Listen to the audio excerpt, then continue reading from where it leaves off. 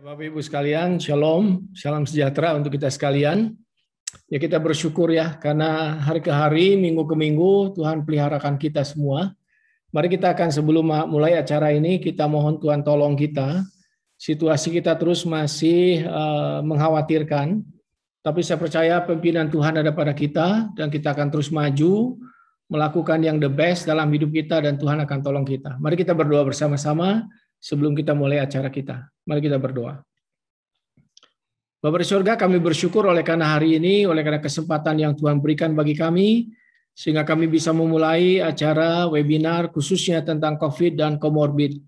Tuhan berkati akan setiap rekan-rekan yang terlibat dalam pagelaran acara ini, supaya Engkau yang memberkati, khususnya setiap tim dokter yang hadir, yang akan memberikan pendapat, diskusi, dan juga presentasinya. Tuhan yang akan memberi pertolongan untuk setiap kami, khususnya juga untuk Dr. Theo, untuk Dr. Yeni, dan setiap rekan-rekan yang terlibat, juga untuk Pendeta William yang hadir juga memberi presentasi. Tuhan berkati. Untuk setiap kami di sini, mohon berkat dan rahmat Tuhan, supaya Engkau sendiri yang menolong. Kau ada di antara kami ya Tuhan yang hadir, yang sedang dalam keadaan sakit, terkena COVID. Tuhan berikan kepada kami semangat, kekuatan, keberanian menghadapi semuanya, dan terlebih lagi kesembuhan dari Tuhan. Kami percaya di dalam iman, dalam kekuatan Tuhan, kesembuhan itu menjadi nyata oleh karena Engkau yang bekerja dalam semuanya. Berkati para dokter, para tim kesehatan, tenaga kesehatan yang terus bekerja di seantero negeri kami Tuhan. Engkau berkati setiap mereka Tuhan, di tengah-tengah mungkin kelelahan, kejenuhan, Tuhan memberikan mereka pertolongan, khususnya perlindungan bagi mereka juga. Sehingga mereka dalam melakukan tugas, Tuhan yang memberkati dan memakai mereka. Berkati Tuhan, setiap kami di sini juga mungkin ada yang sebenarnya ada banyak sekali pergumulan yang berhubungan dengan situasi yang ada sekarang. Berikan kepada kami kekuatan, biar kami mencari Tuhan dan mendapatkan Engkau menolong setiap kami. Sekali lagi Tuhan, kami serahkan semua rangkaian acara pada malam ini ke dalam tangan Tuhan. Kiranya berkat Tuhan mengalir atas kami sekalian. Di dalam nama Tuhan Yesus Kristus, Tuhan Juru Selamat kami berdoa. Amin.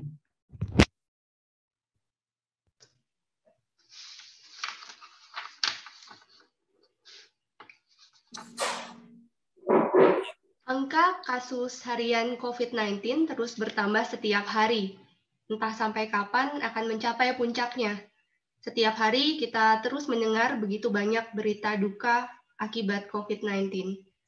Dampak COVID-19 pada setiap orang bisa berbeda-beda. Ada yang tidak menunjukkan gejala sama sekali, ada yang gejalanya ringan, namun tidak sedikit orang yang sakit parah, bahkan meninggal akibat virus ini. Dikatakan 80% pasien itu gejalanya ringan, 15% sedang berat, dan 5% kritis, berujung pada kematian. Orang berusia lanjut dan memiliki komorbid atau penyakit penyerta lebih beresiko terkena COVID yang berat. Apa itu yang disebut dengan komorbid atau penyakit penyerta yang dapat memperberat COVID? Bila saya punya komorbid, apa yang harus saya lakukan supaya terhindar dari COVID yang berat? Perkenalkan, saya Yeni Tanoyo, dokter spesialis penyakit dalam. Hari ini saya ditemani Dr. Theo Audianto, spesialis penyakit dalam Vinasim. Beliau adalah kakak sekelas saya, menyelesaikan pendidikan dokter umum di FKUI, dan menyelesaikan pendidikan dokter spesialis penyakit dalam di FK Unpad. Langsung saja saya sapa, selamat malam Dr. Theo. Suaranya masih belum jelas. Selamat malam. Oke, malam. sip. Yep. Apa kabar hari ini? Baik, baik. Tentunya sehat-sehat semua yang lainnya juga ya. Ya, semoga ya dok ya. Dokter Theo, sebelumnya boleh diceritakan nggak sekarang kesibukannya sehari-hari apa aja? Sehari-hari sibuk merawat yang COVID. Banyak dok? Rumah sakitnya aja kamarnya kurang banyak sebenarnya. Oke, jadi sehari-hari merawat pasien COVID-19 ya dok ya? Ya, dengan tim ya, nggak sendirian kok. Siap-siap. Dok, langsung saja nih masuk ke topik kita hari ini ya. Ya. COVID-19 dan komorbid. Sebenarnya apa saja sih dok yang disebut komorbid atau penyakit penyerta yang bisa memperberat COVID? Oke, sebelumnya saya harus ngelurusin dulu kali ya. Saya tampilin dulu beberapa slide supaya eh, sahabat-sahabat kekasih kita itu bisa memahami ya. Terlihat ya di sini. Ya, orang seringkali sibuk sekarang ya dengan penyakit komorbid itu. Pikirin COVID-nya udah ada bingung. Semoga bahasa saya lebih gampang untuk dapat dimengerti ini ya. Ya, jadi itu artinya kita co-founder itu ada sama-sama ya. Tapi kalau comorbid ini sama-sama tapi bikin cacat sebenarnya. Morbid itu dikata morbidity ya. Morbid yang artinya cacat. Mortal itu mati sebenarnya. Tapi kalau kita ngomong soal penyakit, maka keduanya kalau berjalan ada sama-sama jadi lebih berat ya. Nah, kalau COVID ini tentunya udah banyak tahu lah. Sekarang ini minggu keberapa ya, Yan? Untuk bicara tentang COVID-COVIDan gitu ya. COVID-nya udah setahun lebih sih soalnya ya. Baru ulang tahun kemarin dia. Dan sekarang sebenarnya kita udah benar-benar tahu atau memang baru separuh tahu gitu. Nah, sekarang lebih banyak hoaxnya, jadi lebih banyak virus hoaxnya daripada virus benerannya sih sebenarnya. Jadi akhirnya ini sepertinya kita harus memang luruskan. Nah, sekarang itu kalau COVID kita tuh herannya adalah ya 80% ada yang cepat sembuh gitu. Ada yang baru saya 2 hari aja udah sembuh kok. Dari positif udah jadi negatif. Ada juga yang cepat mati. Kemarin ada nih kayaknya singkong ini baru kena gitu ya. Terus besoknya udah nggak ada. Lalu apa sih yang bedakan antara itunya, nasibnya? Nah, kita lihat. Nah, kalau yang begini kan nggak enak gitu ya. Tetapi kadang-kadang kita seringkali lupa. Sekarang ini orang ributnya adalah soal COVID ya. Bagaimana mencari keselamatan dari COVID, tapi lupa yang di sini. Yang bisa membelah tubuh dengan rohnya ya. Sehingga kadang-kadang sekarang mulai mikirin tubuhnya ya. Tapi manusia itu selain dari tubuh, ada roh ya. Dua-duanya sama-sama penting. Itu yang harus kita ingatkan. Tetapi kalau interaksi antara manusia dengan yang lain, kita harus lihat bahwa ada kuman, ada juga manusianya ya di sini. Nah, kalau kita lihat ada kuman, ada manusianya, kita juga lihat ada lingkungannya. Maka semuanya ini pasti akan berkaitan satu sama lain. Nah, sekarang kalau kita lihat si manusianya sendiri. Manusia itu sama-sama sih, sama-sama manusia, tapi beda-beda setiap manusia demi manusia. Nah, sekarang apa yang bedain? Yang bedainnya tentunya keadaan kesehatannya beda. Dan kedua, apa sih yang disebut sehat? Sebenarnya pertanyaan berikutnya. Apakah sehat itu berarti tidak sakit? Ataukah sehat itu memang sebenarnya kita bisa mengoptimalkan tubuh kita sebagaimana Tuhan inginkan kita berada pada saat ini, ya, di luar dari kesehatannya. Artinya potensi maksimal apa dan optimal apa yang kita bisa lakukan pada saat ini dengan usia kita. Jadi ketika ini adalah menyangkut kepada pertumbuhan kita dan kondisi saat ini dan kondisi juga ketika kita menua, apakah kita menua dengan sehat. Jadi akhirnya ini berdampak kepada kalau orang itu sakit pasti juga beda-beda. Nah, sekarang penyakit penyerta itu adalah penyakit yang biasanya kita tanyakan kalau di pendidikan itu adalah, Pak, selama ini Bapak punya penyakit apa saja sih dulunya? Nah, ini tolong di list satu sama satu gitu ya. Kalau boleh ngacung kayaknya semuanya hampir ada gitu. Contoh, saya akan tanyakan, apakah Anda punya hipertensi? Ya. Apakah ada kolesterol? Ya. Apakah ada diabetes? Ya. Ginjalnya udah mulai terganggu nggak? Ya. Ada sakit hati? Sering, tiap hari juga sakit hati. Ya, terus kemudian kalau kita lihat di sini penyakit penyerta ya. Jadi ada konsekuensi dari penyakit penyerta itu adalah ternyata dia itu memfasilitasi kalau penyakit COVID-nya juga jadi berat. Nanti saya akan ilustrasinya ya. Sehingga dia akan meningkatkan kecacatan dan juga kematian. Tuh, jadi pentingnya apa sih? Karena kalau kita bisa kenali pasien-pasien ini, maka kita punya cara bagaimana mengoptimalkan ya penyakit yang sebelumnya supaya bisa support karena penyakit-penyakit penyerta atau penyakit komorbid ini, terutama yang saya disebutkan tadi adalah hipertensi, diabetes, itu akan berkaitan dengan penurunan dari fungsi organ-organ tubuh kita. Jadi kayak staminanya itu udah mulai rendah gitu loh. Kalau kita lagi main video game, di pasien itu masuk, saya diserahin lawan musuh yang berat gitu, yang hebat gitu ya. Tetapi stamina saya tinggal 25%.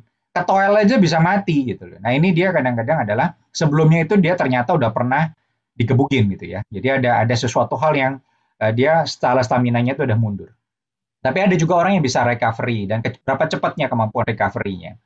Ini sebenarnya kalau ngobatin begini, ibaratnya dulu saya senang main game itu game tinju gitu ya. Kalau game tinju tuh begitu ditonjok, buk gitu kan, stamina-nya turun gitu ya. Terus nanti naik lagi dikit-dikit gitu. Terus kalau dia udah banyak bertubi-tubi tonjokannya, apalagi kalau menghadapi Mike Tyson gitu ya, gebuk buk buk. Nah itu kita ada kemungkinan kita KO sebenarnya. Nah ini dia kita harus mengenali gitu. Ya derajat penyakit atau sebelum itu kita cederanya itu mungkin udah benjol sini, benjol sana gitu loh. Supaya kita memang udah harus mikirin gimana nih, seberapa cepat dan seberapa agresifnya kita akan melakukan pengobatan. Nah, ini yang penting sekali nih, seberapa cepat dan agresifnya ya, sehingga nanti berdampak kepada hasil pengobatan. Kedua, dengan gangguan organ-organ tersebut, kita akan lihat obat yang paling yang kita bisa berikan dengan dosis maksimalnya sampai di mana, atau ada kita akan harus adjust.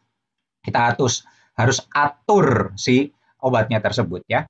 Terus kita lihat kontrol penyakit penyertanya ini ya.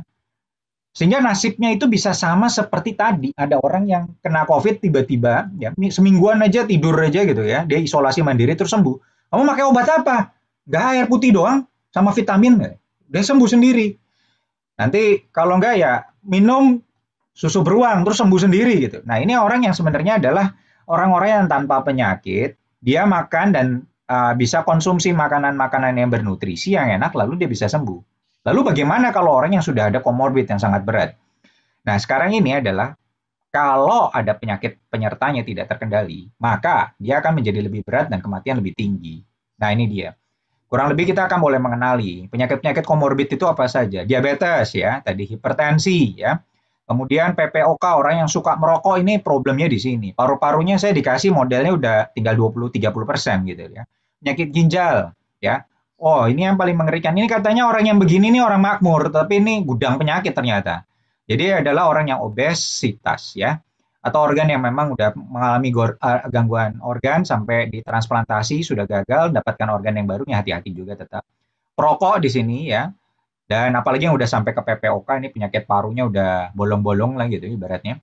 Atau penyakit jantung ya, atau penyakit kanker. Nah ini dia yang sebenarnya yang paling berbahaya adalah orang kalau dia ngaku dia punya permasalahannya, maka kita akan lebih cepat dan biasanya keluarga lebih concern ya. Tetapi yang di sini nih, yang obesitas atau dalam metabolic syndrome. Ada hipertensi tapi nggak ngaku hipertensi. Pernah ditensi 150 ditanya ada darah tinggi? Enggak. Ya, itu lagi banyak pikiran katanya. Jadi dia di sini adalah problem-problem yang kita akhirnya menghadapi pada pasien-pasien dengan metabolic syndrome atau yang tampilannya itu gendut gitu ya. Bukannya main fisik nih ya, tetapi memang permasalahan adalah pada pasien-pasien yang punya kelebihan berkat ya kayaknya. Nah, kita akan lihat lagi ya di sini ada asma, ada pregnancy ya.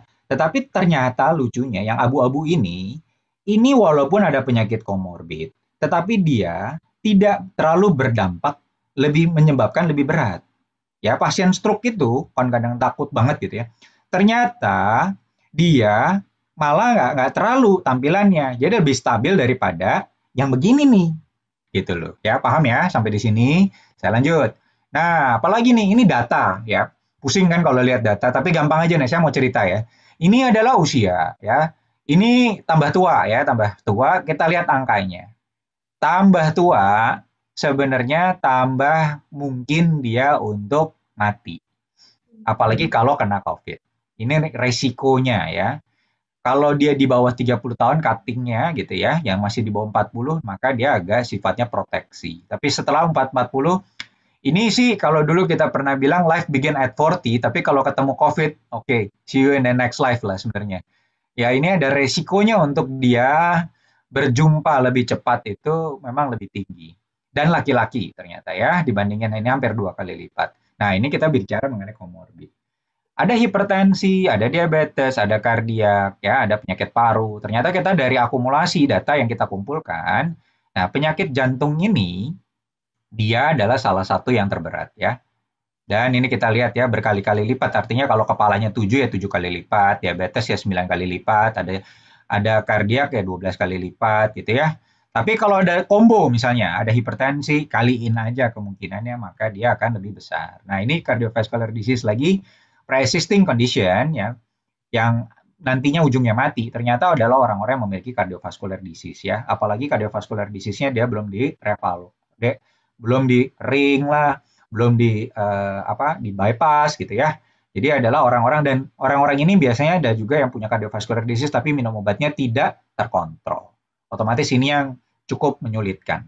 Akhirnya kalau kita lihat dari data, ya, ini makin ke kanan itu makin berkali-kali lipat lah gitu ya intinya ya. Makin ke sini makin sedikit. Nah, kalau kita lihat di sini adalah kalau dia punya risiko ini maka dia akan berkali-kali lipat meningkat. Ini adalah komorbid yang paling sering kita jumpai pada pasien-pasien COVID yang kita rawat. Ternyata adalah hipertensi paling banyak. Kedua kardiovaskuler ya. Diabetes mulai naik nih. Sekitar rata-rata ya pasien bisa 10%-an, dan pasien-pasien rawat itu sekarang bisa naik sekitar 20% sampai 30% dengan diabetes. Apalagi sekarang dengan menggunakan obat-obatan. Contohnya adalah dexamethasone ya. Itu obat steroid dan akhirnya menyebabkan peningkatan gula darah. Dan pasiennya seringkali dirawat, "Dok, saya nggak punya gula sebelumnya." "Nggak punya?" "Benar, Dok, nggak punya gula." Gitu. Terus pagi kita berikan dexamethasone, terus kemudian gulanya naik 200, 300, kadang-kadang 400. Dan ini adalah sama data dari berbagai rumah sakit yang ada di Amerika gitu ya. Dan nampaknya adalah yang menjadi agak sulit memang pasien-pasien dengan hipertensi dengan obesitas gitu ya masuk ke dalam rumah sakit. Ujung-ujung keluarnya modelnya begini. Memang rata-rata yang kita rawat adalah pasien-pasien dengan radang paru ya.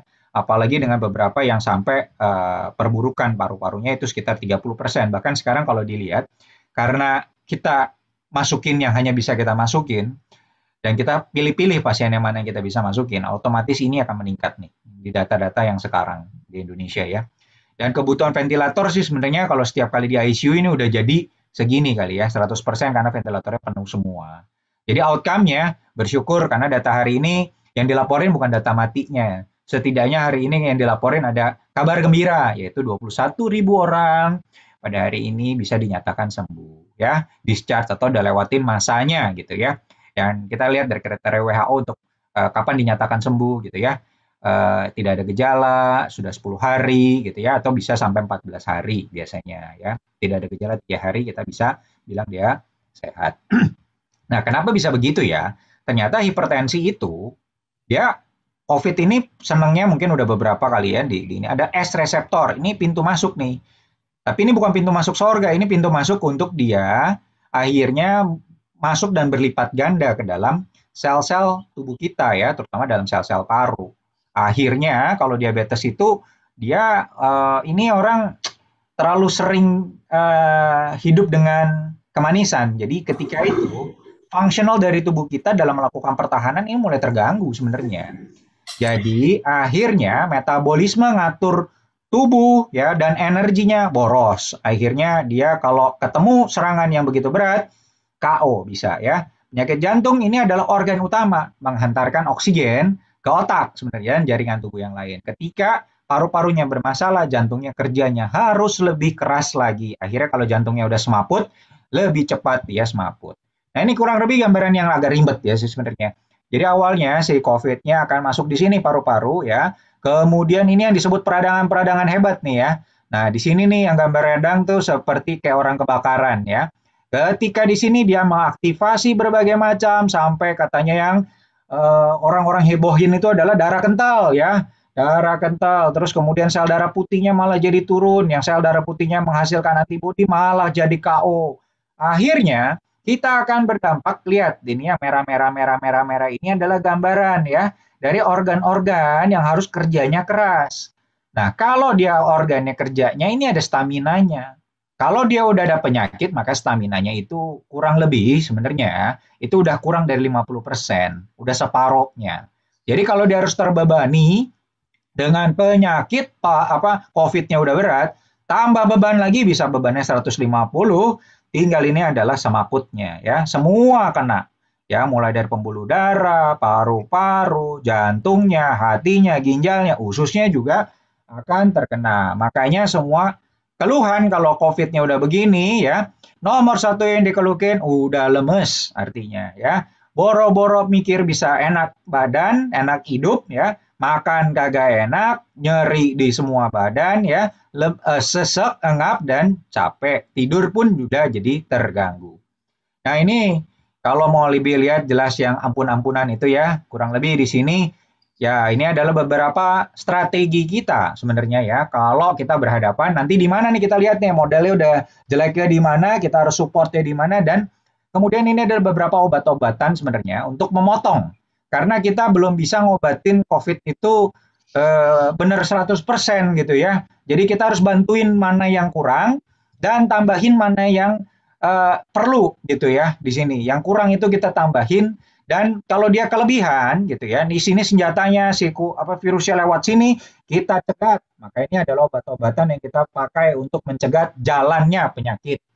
Akhirnya kita bisa sampai ke sini. Jadi kalau penyakit itu ada, maka resikonya akan dan tidak terkendali, maka resiko untuk jadi berat itu akan tinggi sekali.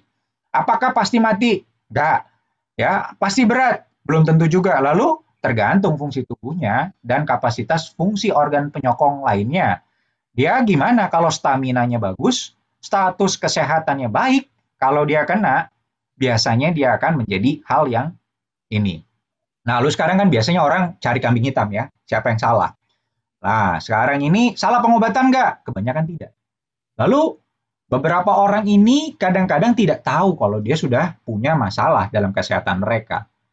Nah, keadaan fungsi tubuhnya, terutama organ vitalnya, sudah turun ternyata. Akhirnya, kita harus support yang turun tadi, atau kita gantikan. Ya. Nah, fasilitas support, misalnya terjadi gagal nafas, nah ini yang kurang. Akhirnya, jadi lagi orang ngomongnya adalah salah ngobatin. Kenapa dia harusnya dapat kok? Ternyata ruangan kita tidak cukup. Dan inilah adalah ketidakseimbangan antara jumlah pasien sama fasilitas kesehatan ya. Kalau dokternya sih kayaknya sih ya masih cukup-cukup aja ya. Cuman ruang rawatnya yang rasanya sih nggak cukup gitu loh. Mungkin saatnya kali Hokim Tong bikin rumah sakit darurat kali ya. Nah, terima kasih. Ini udah akhir, rasanya kita bisa mulai diskusi nih ya. Thank you. Ya, makasih Dokter Theo untuk penjelasannya tadi sekilas tentang komorbid ya, dan kenapa kalau orang punya komorbid itu jadinya gampang kalah kalau kena COVID. Karena tadi staminanya udah mungkin 50% gitu ya, kena COVID udah tinggal KO. Oke dok, kira-kira dari sekian banyak komorbid tadi dok, yang dokter lihat paling bahaya itu yang mana dok? Itu penyakit jantung. Mereka-mereka yang punya sakit jantung dan dia tidak identifikasi gitu ya. Apalagi mereka-mereka yang sudah masuk ke dalam payah jantung, nah itu kita akan bersusah payah itu untuk menyelamatkan mereka. Tadi sakit jantung berarti ya dok ya? Atau sebenarnya ada sakit jantungnya, tapi selama ini tidak ketahuan ya kalau ada sakit jantungnya. Lalu dok, kalau misalnya nih banyak yang nanya, kalau misalnya kita atau anggota keluarga kita punya komorbid nih, sekarang belum kena COVID. Nah, apa ya yang harus dilakukan mengingat angka COVID-nya sekarang lagi naik banget? Oke, pertama yang harus dilakukan sebenarnya kita kapan punya cek kesehatan terakhir sih sebenarnya. Idealnya sih ketika sudah menginjak kepala 4 gitu ya. Di situ life life begin at 40 ya sebenarnya, tapi itu ada another segment of life yang dimana kita udah mulai memasuki masa eclipse dari tubuh kita, sebenarnya udah masuk dalam degeneratifnya. Harusnya kita akan register kembali ya, kita akan identifikasi di mana sebenarnya fungsi-fungsi tubuh kita tuh udah minimal punya baseline lah gitu loh. Walaupun itu juga kalau sangat kasar sekali sih, Yan ya. Kalau bisa sih sebenarnya dari kepala sampai kaki kayaknya kita mau scan sih gitu, tapi cost-nya berapa gitu ya. Kalau perlu semuanya sampai genetiknya dia tuanya di mana juga kita pengen tahu gitu ya. Tapi minimal kita bisa ambil data-data yang biasa kita rutin kan, kita bisa mulai evaluasi dari situ lah. Kurang lebih biasanya adalah tekanan darah, gula darah, kolesterol, fungsi ginjal, fungsi hati gitu ya. Dan kemudian ya fungsi di dalam kognitif ya jadinya, fungsi otak juga. Oke. Oke, jadi kalau misalnya belum kena COVID nih, sekarang yang lagi sehat-sehat, yang umur 40 tahun ke atas, mending check up dulu gitu ya, tahu dulu kondisi baseline-nya. Iya, tapi saat ini mungkin bukan saat yang ideal ya, di mana lab-nya juga berkerumun lah gitu. Lebih banyak orang yang COVID-nya daripada yang enggak kayaknya di situ ya. Iya. Oh iya, buat Bapak Ibu bisa kalau ada pertanyaan buat Dokter Theo bisa pertanyaannya diketik di kolom chat ya. Nanti kita akan jawab di sesi Q&A. Iya. Nah, Belum ada yang jawab, mungkin udah pada paham kayaknya. Artinya sadar diri punya komorbid gitu. ya, tadi Dok, kalau misalnya udah tahu nih ada komorbidnya, nah belum kena COVID, sehat nih sekarang, apa yang harus dilakukan? Saatnya kalau ada komorbid kita hitung-hitungan dengan stamina sebenarnya. Ya. Diingatkan Bapak Ibu bisa pertanyaannya diketik di kolom chat. Nanti kita akan jawab di sesi Q&A ya. Ya. Jadi kalau orang yang sudah itu kita akan lihat bahwa staminanya sendiri sudah mulai turun ya dengan adanya gangguan beberapa organ seperti itu. Kalau kita bilang dia sehat tentunya nggak sakit. Paham ya? Apalagi yang kita identifikasi adalah sakit-sakit yang bersifatnya adalah degeneratif, artinya dia akan turun terus. Jadi kalau yang sudah punya penyakit, baiknya punya stamina yang baik gitu ya. Jadi selain penyakitnya dikontrol dengan baik, mungkin ada tempatnya berolahraga gimana Dok? Penting nggak? Ini dia kadang-kadang orang seringkali salah di dalam konsep yang ini ya. Jadi olahraga itu bukan aktivitas fisik ya. Nah, menggerakkan badan itu belum tentu bisa dihitung sebagai olahraga. Jadi dari kata bahasa Indonesia sangat indah sih, olahraga. Jadi kita itu punya modal adalah raga, tubuh. Jadi kita mau melatih tubuh kita supaya sebenarnya kita akan mencapai suatu kapasitas tersendiri. Jadi kadang-kadang orang itu belum tentu akan memasukkan dalam capacity itu gitu loh. Jadi akhirnya dia hanya berusaha, oh jalan aja, Pak, udah cukup nggak? Lumayan daripada enggak. Tetapi di dalam hal ini dia tidak akan cukup dalam melatih kapasitas yang sudah memang mengalami penurunan. Jadi sebenarnya dalam tubuh adalah ada sesuatu yang sebenarnya cadangan fungsi tubuh yang tidak dipakai. Tetapi disinilah supaya kita masih tetap bisa mengaksesnya ketika kita sedang sakit. Sehingga ini adalah modal cadangan ketika kita di dalam kondisi tubuh yang sangat berat, kita masih bisa berespon. Ini adalah kuncinya dari olahraga. Jadi kadang-kadang kenapa kita harus memerlukan suatu program di dalam olahraga itu, yaitu salah satunya adalah kapasitas kardiovaskuler ya. Nah, penyakit-penyakit jantung tuh orang yang sudah mengalami gangguan jantung itu pasti akan mengalami gangguan ketika dia melakukan aktivitas. Nyeri dada, payah, lekas capek gitu ya. Tetapi tidak bisa juga dihitung sebagai yang dia suruh treadmill terus capek gitu ya. Itu adalah unfit dalam physical fitness-nya sendiri. Ya. Itu sendiri pun sebenarnya adalah suatu permasalahan di mana dia tidak bisa mengakses cadangan fungsi dari jantungnya sendiri dan kardiovaskulernya. Belum bisa dibilang sakit, ya, karena kita tidak menemukan tanda-tanda yang disebutnya sakit. Tetapi dia gagal dalam mengakses ya.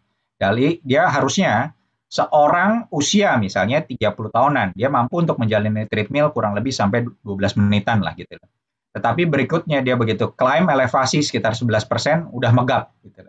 Di sini adalah dia tidak fit ya. Dalam hal ini antara healthy dan fit ini menjadi suatu problem permasalahan sendiri. Sehingga ketika dia kita bisa mengidentifikasi adanya komorbid, maka disinilah kita mulai berhitung kalau dia kena COVID, beban yang ditimbulkan oleh COVID-nya sendiri, belum fasilitasi lagi dari reseptornya dan kardiovaskulernya, maka kondisi tubuhnya akan menjadi sangat-sangat berat dalam melawan ini.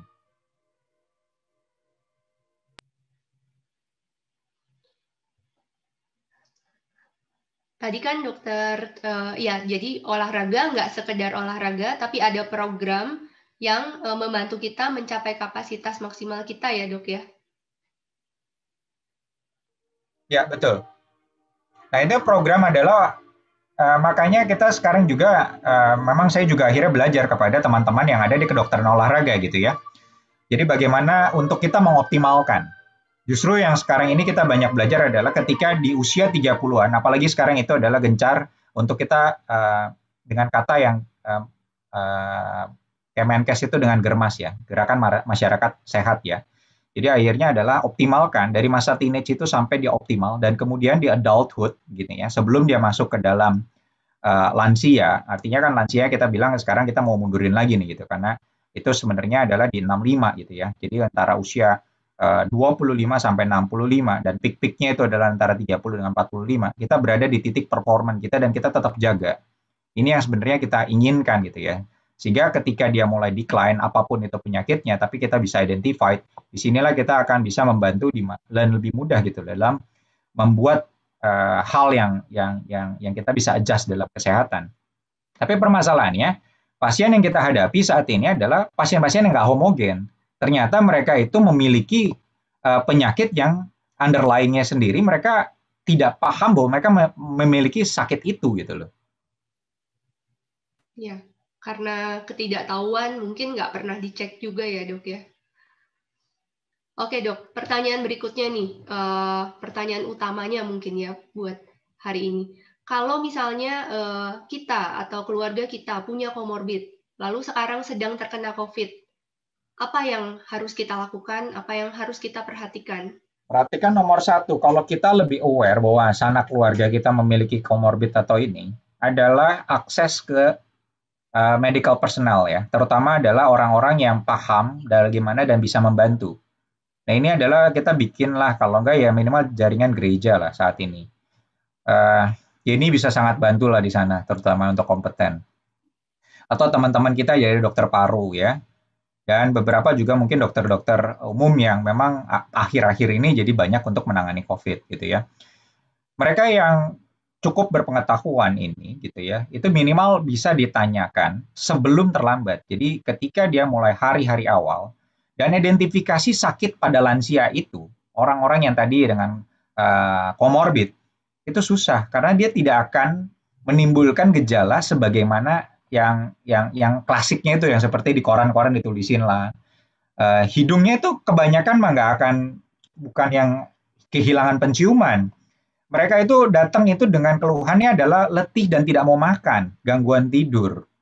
Ya, gitu loh. Terus kemudian ditanya sesek, biasalah semua engkong-engkong atau nenek-nenek pas lagi ditanya sesek nggak, capek nggak? Capek iya, tapi sesek belum. Gitu loh. Padahal kalau kita hitung dengan RR-nya, ini otot udah narik-narik tuh, gitu loh. Sesek nggak? Enggak sih, tapi ngap dikit sih, dikit gitu loh. Pasang saturasi, biasanya udah 90-an tuh. 92, 93 gitu loh. Heart rate-nya juga udah mulai naik di atas 100. Dan ini yang kadang-kadang menjadi perhatian gitu ya. Sebenarnya kalau kita bisa menemukan mereka di hari-hari ya, misalnya kan mereka rata-rata kalau datang tuh yang sekarang ini dengan city value ya.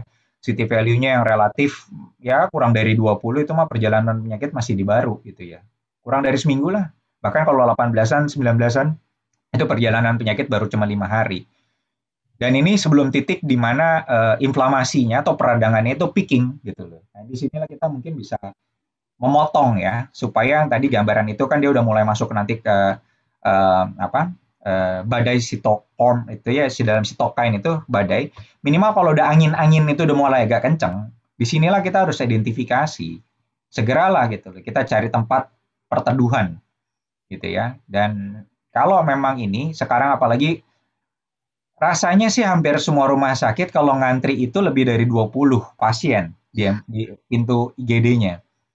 Bolehlah diantriin dulu gitu. Nyampainya sih kayaknya mungkin 2 hari gitu loh. Baru bisa. Karena kayaknya intake ruangan sendiri itu sekarang bukan ngarepin sembuh sih sebenarnya.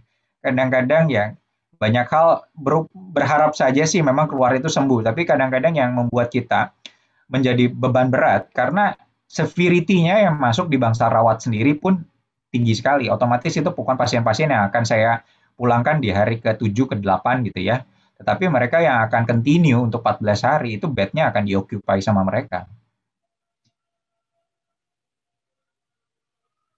Begitulah yang menjadi permasalahan ya. Jadi kalau bisa identifikasi, tahu punya komorbid, sehingga kita punya peluang nih. Saya ngejelasin ada realita lapangannya gitu loh. Bagi orang-orang yang kerja di rumah sakit, kita punya modal tadi. Jangan datang itu pas lagi stamina-nya udah 25%. Habis kami juga gitu. Resources-nya sebenarnya ya kita bisa support, tapi itu support tinggi. Itu oksigen udah pasti oksigen tinggi. Bahkan ini orang-orang yang ini adalah oksigen yang bisa ngabisin tabung oksigen hanya dalam hitungan menit sih sebenarnya. Karena yang dikeluarin itu bisa 60 sampai 65 itu udah mentok sementok-mentoknya itu kalau kita pakai HFNC itu. High flow-nya se-flow-flow-nya itu gitu loh. Ya. Oke, jadi identifikasi itu yang pertama, yang kedua akses ke tenaga Ya. kesehatan ya. Jadi kalau memang itu lebih baik bertanya lalu langsung kita bisa percaya walaupun saya ngebarasin chat aja atau telepon itu udah rangring gitu ya, apalagi dokter paru gitu ya. Gitu. Kami yang kecipratan aja udah mulai berat. Oke. Yang bisa dilakukan untuk hari-hari awal apa ya dok ya untuk pasien COVID dengan komorbid? Nah ini yang saya agak visi nih ya di sini ya. Kalau saya bilang mungkin yang minggu lalu kan Niko udah bicara mengenai apa yang dilakukan isolasi mandiri. Saya lebih suka sebenarnya lihat siapa yang sakit. Kalau yang sakitnya adalah lansia, tidak jarang saya ketemu lansia Indonesia tanpa komorbid. Gitu ya. Apalagi mereka yang sudah di atas 65. Sejatinya mereka-mereka ini yang haruslah mereka diprioritaskan atau tanya dulu karena semakin tuanya mereka semakin juga dia akan kita sulit dalam mengatasinya gitu ya. Gitu. Jadi lebih baik adalah kita identifikasi siapa dari populasi kita yang namanya populasi rentak ya jadinya ya. Ini populasi yang multiple comorbid biasanya sih. Nah, tapi visinya adalah begini. Kita tolong yang tua, yang mati yang muda. Tadi gitu ya, salah satunya adalah yang gendut itu yang mati. Karena ini adalah mereka yang tanda kutip, mereka sebenarnya adalah dalam state tidak sehat. Orang gendut itu, obesitas saya nggak pernah melihat adalah mereka adalah gemuk yang sehat. Segemuk, kalau dia sehat kenapa dia gemuk? Itu aja pertanyaannya. Ini ada yang salah dengan fungsi tubuh. Otomatis lipid itu yang menjadi proinflamasi atau dia resiko untuk peradangan sudah mengalami error. Jadi mereka ini harap minggir sedikit deh. Jadi ini harus diperhatikan. Jadi kita akan klasifikasi. Nah, pakai kadang-kadang permasalahan mereka yang merasa gemuk dan merasa sehat, di sini mereka merasa dia tubuhnya fit, tetapi this is not unhealthy person. Once again ya, saya sudah bosan bungkus mereka yang seperti ini. Gitu loh. Jadi adalah mereka yang sebaiknya kalau memang dia relatif obesity, ini mendingan cek ya, even dari glukos atau dari lipidnya gitu ya, atau memang dari hipertensinya gitu. Even dia udah rich aja, kalau tekanan darah malam 135 ke atas, konsul. Ya, setuju banget sih dok. Hari ini pagi ini saya baru bungkus. Ya begitulah. 38 tahun, ya. obes, dan ternyata ada gula.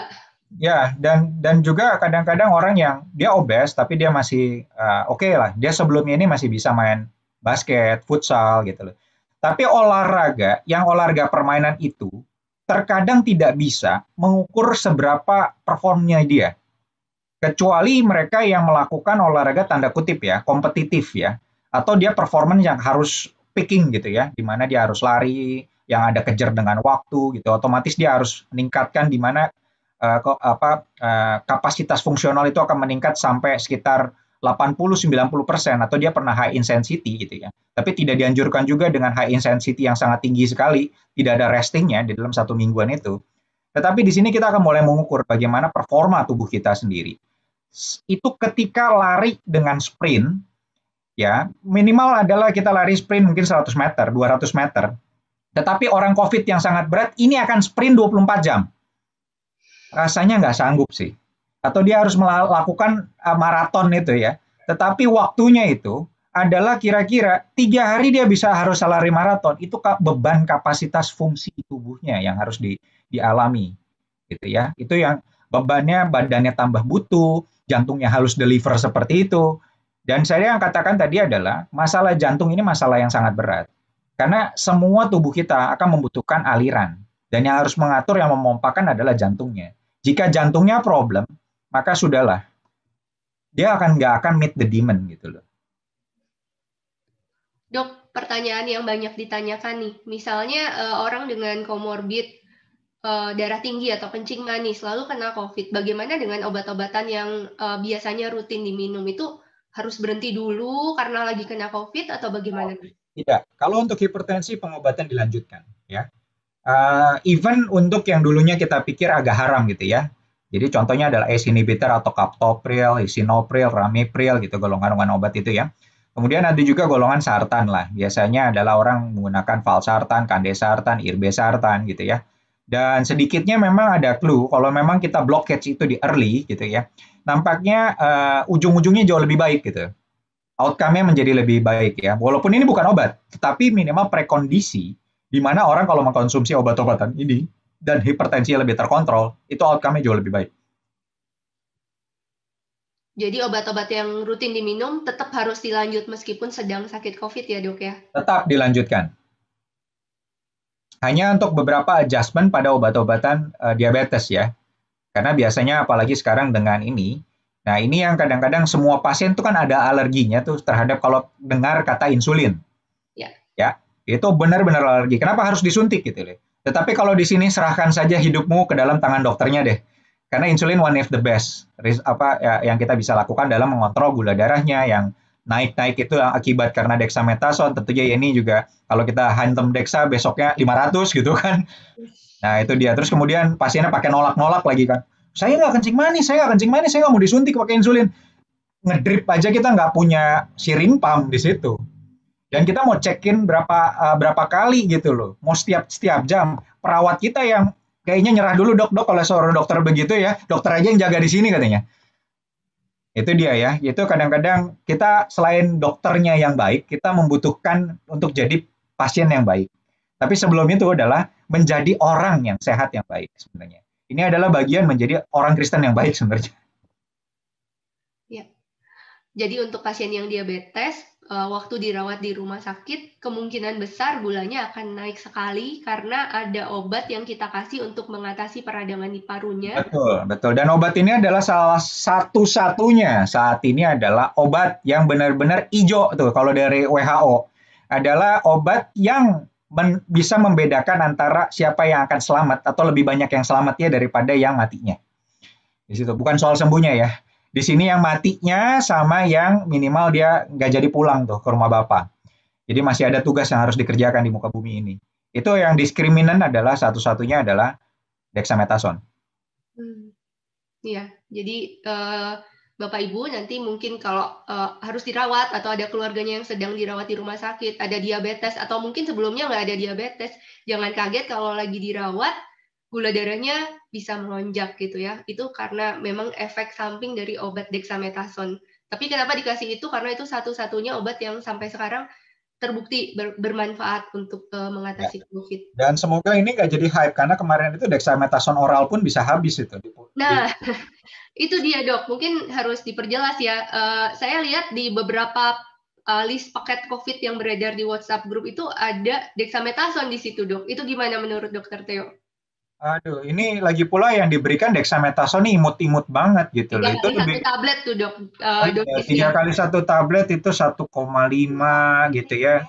Nggak terlalu cukup buat supresi. Dan kalau diminumnya di awal sakit, apa ada efek bahayanya dok?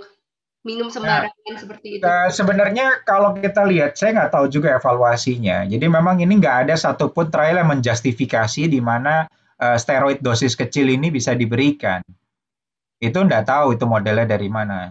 Walaupun sebenarnya kalau datanya dokter, kita tuh sebenarnya punya estimasi kira-kira orang ini akan menjadi berat. Jadi otomatis kita akan protect dari sebelum dia sampai ke badai sitokin. Dan sampai sekarang, itu kesulitannya saya adalah dalam perihal prediction. Apalagi kalau pasiennya cuma nanya di WA terus comes and go. Saya nggak bisa berbuat apa-apa tuh. Gitu loh. Sekarang tuh untungnya adalah ada namanya teknologi telekonsultasi. Silahkan dia terregister lah, dan kita bisa memantau. Dan pastikan kalau memang dokternya minta untuk 3 hari, jangan jajan dokter. Ntar keliling tambah pusing lagi tuh dengerinnya. Ini yang kejadian. Jadi akhirnya kita juga serba salah dalam hal ini. Karena yang paling penting adalah, dari kita yang menjadi dokter itu adalah plan of care kita. Dan kita adalah follow up. Otomatis penyakit COVID ini di mana kita akan menghadapi penyakit infeksi yang lainnya, itu selalu penuh dengan kejutan. Karena kalau penyakit degeneratif, itu yang ada posisinya cuma satu, pelan atau decline gitu ya. Jadi turun dengan cepat atau kita bisa menahan turunnya. Tetapi kalau penyakit infeksi ini, seperti gambaran adalah sebenarnya dia harus yang di titik ini, sebenarnya dia bisa fight back si kumannya ini. Kita pikir kadang-kadang di titik di mana kita sudah mulai menang, tapi di situ adalah titik di mana kita mulai kalah sebenarnya. Nah, ini yang kadang-kadang kalau kita tanpa marka, apalagi kesulitan sekarang adalah pasien, saya minta untuk cek lab ini udah belum gitu ya. Dok, mau ngantri ke lab aja kita takut, Dok. Gitu loh. Nah, itu kadang-kadang untungnya ada beberapa hal yang kita bisa ini ya. Jadi mungkin harus ditekankan ya Bapak Ibu kalau apalagi yang punya komorbid, kalau minum obat usahain jangan minum obat sembarangan ya dalam hal COVID ini gitu. Dan kalau bisa konsultasi ke dokter, dan kalau bisa jangan dokter shopping gitu ya. Jadi kalau bisa kontrol ke dokter yang sama. Kalau memang cocok ke dokter itu, follow up dilakukan oleh dokter yang sama. Karena kalau pindah-pindah dokter juga nanti dokternya susah untuk melakukan follow up. Ya, jadi ditekankan sekali lagi untuk obat, nggak boleh minum obat sembarangan. Ya, obat-obatan itu sekarang yang kita serba sulit sih ini, benar-benar di titik ini serba sulit karena akses ke dokter pun itu akan sulit sekali gitu ya. Tetapi kalau nggak diterbitin paket-paket juga kadang-kadang ya walaupun dilihat kita nggak ada satupun paket itu yang itu put a risk ya, tetapi juga ada benefitnya. Kalau untuk risk and the benefit, saya nggak tahu itu kembali lagi harus orang yang membuat paket tersebut yang menyebarkannya dan harus bertanggung jawab sepertinya. Well, that's what we face gitu loh sebenarnya gitu loh. Ya. Karena memang boleh dibilang disinilah kita di titik ini kita menyadari bahwa di Indonesia itu kurang dokter. Iya. Mungkin akses ke dokter juga masih sulit ya, Dok ya. Ya, dan kadang-kadang juga kita harus membuat jaringan di mana sebenarnya akses dokter itu nggak overload saat ini. Not yet. Gitu loh. Tetapi ada juga dokter yang sudah overload. Jadi kayak hype gitu loh. Sebenarnya ada juga dokter yang mampu untuk menolong, tetapi dia nggak kalau nggak ditanyakan, ya dia jadi nggak underuse. Disinilah kita bagaimana untuk membuat jaringan-jaringan ini akan hidup gitu loh. Dan saya kayaknya sih urun urun urun pusing gitu loh mungkin di sini gitu. Nah ini jaringan Hokimtong itu sangat besar. Dan saatnya mungkin tim penggembalaan juga ikut serta ya dengan para hamba Tuhan hand in hand ini dalam menggembalakan ya jemaatnya atau domba-dombanya yang sedang sakit. Di mana kita mulai melihat sebagaimana Kristus mulai melihat ya. Ini orang kalau pada sakit nih mau diapain gitu loh. Nah, ini ya dokter-dokternya mungkin bersatu padu, kita akan lihat bagaimana kondisinya satu sama lain, walaupun pasti ada kejebolan lah kanan kiri depan belakangnya. Ya utilize aja apa resources yang ada di dalam satu jemaat sih. Kalau enggak ya mungkin saatnya untuk mendoakan anak-anaknya jadi dokter. Amin. Satu pertanyaan terakhir Dokter Theo dari saya. Bagaimana tentang vaksin COVID untuk orang dengan komorbid? Karena banyak pasien saya sendiri yang saya tanya, sudah divaksin belum Bapak Ibu? Jawabannya belum karena saya punya komorbid. Katanya kalau punya komorbid nggak boleh divaksin COVID. Ya, saya dari tim Satgas di PAPDI sendiri ya, terutama PAPDI Banten sejak dari awal. Awalnya sih memang kita agak takut-takut ya, kalau memang ada KIPI yang berat ya. Tetapi secara kita udah jalan ke sini, kita lebih firm sih sebenarnya, lebih yakin bahwa efek sampingnya sangat kecil dibandingkan kita mendapatkan benefitnya. Saat ini kita udah pasti kan, pertama kali pertanyaan saya kalau kena, status vaksin saya akan tanyakan, sudah vaksin belum? Sudah lengkap belum? Gitu loh. Kalau dia belum, saya udah lama pusing sih. Karena minimal kalau dia udah divaksin, itu angka beratnya sakit atau derajatnya sakit mundur, agak turun. Walaupun juga akan ketemu juga yang memang derajatnya berat. Tapi kalau yang derajat-derajatnya berat, memang saya juga udah tahu bahwa gambaran ini memang komorbidnya memang berat gitu ya. Tetapi mereka yang sudah divaksin ya, apalagi yang masih usianya produktif, ini lebih gampang tertangani. Jadi bagi mereka-mereka yang memiliki komorbid, itu segera konsultasi ke dokternya, terutama salah satunya dokter yang dia biasa langganannya lah gitu ya. Lalu nanti dokternya itu kalau memang dokter umum itu nggak firm untuk mengeluarkan surat sehat gitu ya atau layak vaksin, konsul aja ke internis. Nanti habis ini bolehlah konsul kali ini semuanya biar di ACC-in gitu ya semuanya ya. Biar cepat itu vaksinnya gitu loh. Karena kalau enggak kita tuh aduh ceplang-ceplong untuk ada yang divaksin terus ngelihat mereka yang nggak divaksin terus lansia-lansia yang kita sayangin gitu ya. Saya udah sangat-sangat terbeban gitu loh untuk melihat hal itu dan ya cukup menghela nafas gitu ya. Dan ini adalah yang kita harus lebih bijak lah dalam hal ini. Itu saja yang saya bisa katakan sih ya. Ya, terima kasih Dokter Theo.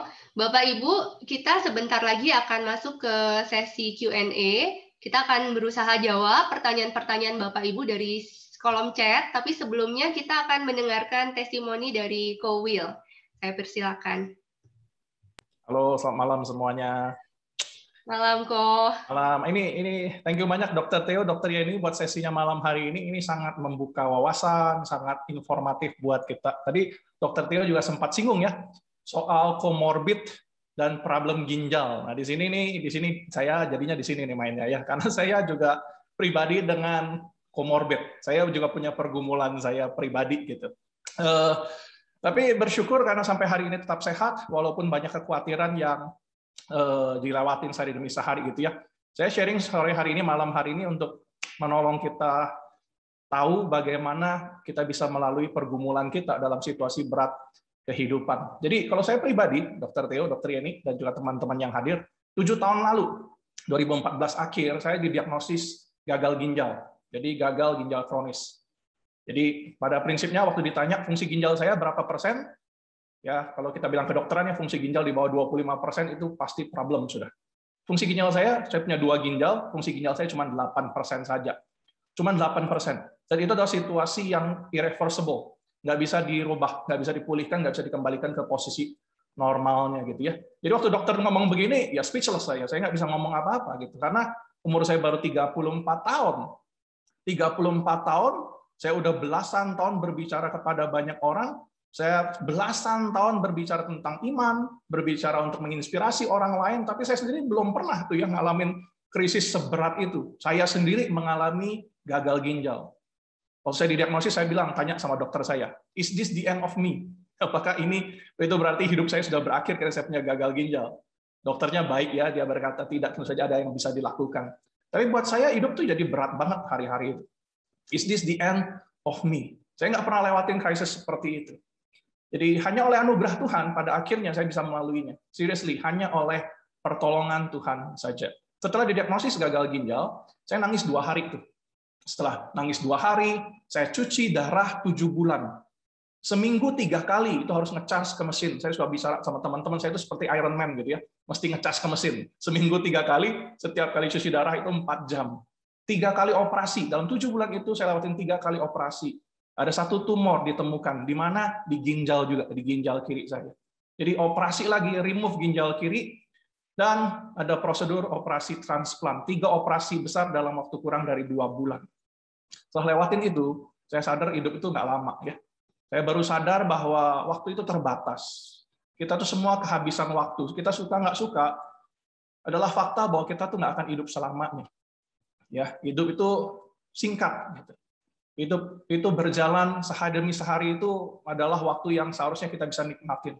Nah, waktu hidup berjalan berat, 7 bulan tersebut, hampir setahun tersebut, saya bersyukur karena itu jadi setidaknya menjadi kesempatan saya itu bisa mengalami Tuhan. Mengalami Tuhan yang real, mengalami Tuhan yang saya percayai. Saya ingat sebelum saya operasi transplant ya di Singapura, saya transplantnya, saya harus ngobrol dengan social worker untuk memastikan bahwa yang menjadi donor adalah betul anggota keluarga saya. Donor saya adalah mama saya sendiri. Umur mama waktu donor kepada saya memberikan ginjalnya umur 58 tahun. Social worker tanya kepada saya, coba kamu katakan satu kata, apa satu kata yang menggambarkan suasana hatimu sekarang? Itu social worker-nya ngobrol berdua gini. Bertiga ada social worker-nya 2 orang.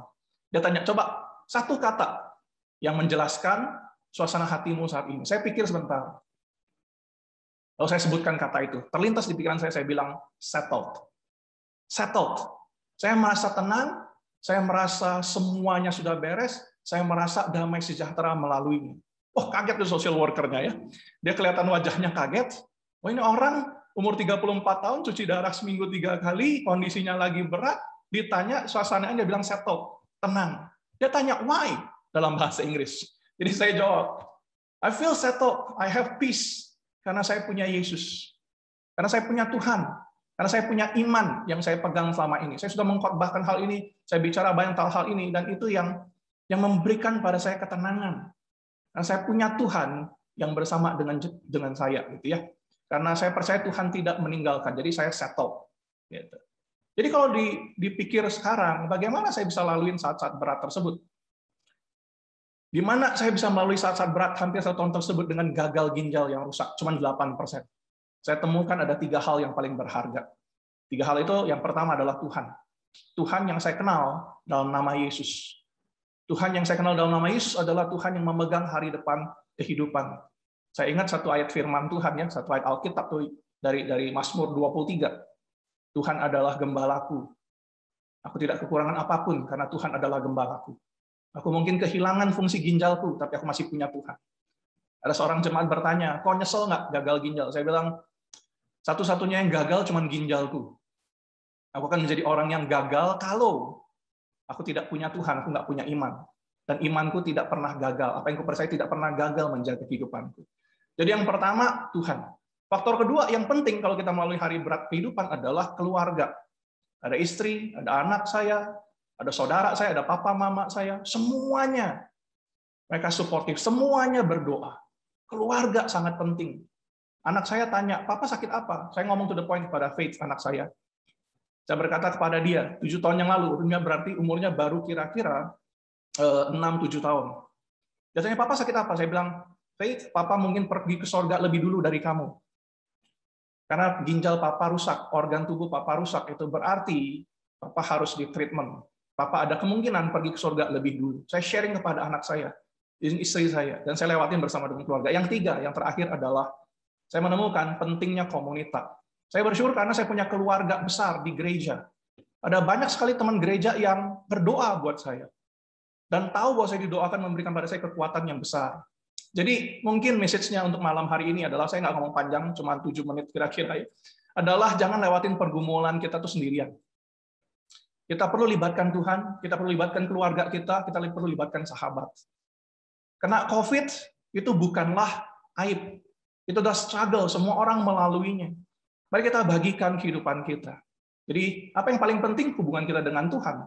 Gitu ya. Setelah transplant, dokter bilang kepada saya, di Singapura, rata-rata ginjal transplant itu bertahan 7-9 tahun, rata-rata. Jadi ada yang 3 hari kemudian udah reject, gagal. Ada yang 30 tahun masih bertahan. Rata-ratanya 7-9 tahun. Saya sekarang di tahun ke-6. Ya, average-nya 7-9 tahun, sekarang saya di tahun ke-6. Hari-hari di mana waktu saya merasa hidup sudah normal, pandemi terjadi. Gitu ya. Ada banyak sekali ketidaknyamanan, kekhawatiran. Saya juga jadi limit sekali, karena saya punya kondisi komorbid. Saya nggak bisa melakukan banyak hal yang saya ingin lakukan. Saya nggak bisa ketemu dengan orang-orang yang saya sayang. Tapi saya ingat pengalaman saya melewati gagal ginjal. Yang gagal ginjal 1 orang, tapi yang susah itu banyak anggota keluarga besar. Jangan lewatin pergumulan kita sendirian. Kalau saya tanya, gimana kabar saya hari ini? Oh, I feel great. Yes, saya memang harus minum obat setiap 12 jam sekali. Seumur hidup, obatnya nggak murah. Tapi saya bisa katakan satu hal. Saya bersyukur saya gagal ginjal. Saya ulang sekali lagi. Saya bersyukur saya gagal ginjal. Karena apa? Karena gagal ginjal menolong saya ingat dan menolong saya tahu apa yang paling berharga. Gagal ginjal menolong saya menghargai setiap hal kecil besar dalam kehidupan. Gagal ginjal menolong saya mencari Tuhan dengan sungguh. Dan mengalami Yesus, Tuhan yang bersama dengan saya. Jadi teman-teman, sedikit testimoni untuk saya, cuma untuk mengingatkan kepada kita, jangan lewatin pergumulan ini sendirian. Kalau kita lagi merasa berat, lagi merasa bingung, kita kesepian, kita nggak punya teman untuk berbagi, pergumulan kita, kesusahan kita, jangan lewatin ini sendirian. Ada Tuhan yang selalu bersama dengan kita. Dan Tuhan yang saya kenal dalam nama Tuhan Yesus, Dia bukan cuma sekedar akan menyembuhkan sakit penyakit fisik kita, tapi memberikan kepada kita kesembuhan sempurna, sampai kita pasti satu hari kelak berjumpa dengan Tuhan di sorga. Jadi nggak perlu takut, ada Tuhan. Kalau kita berpulang, kita akan berpulang ke rumah Bapa di surga.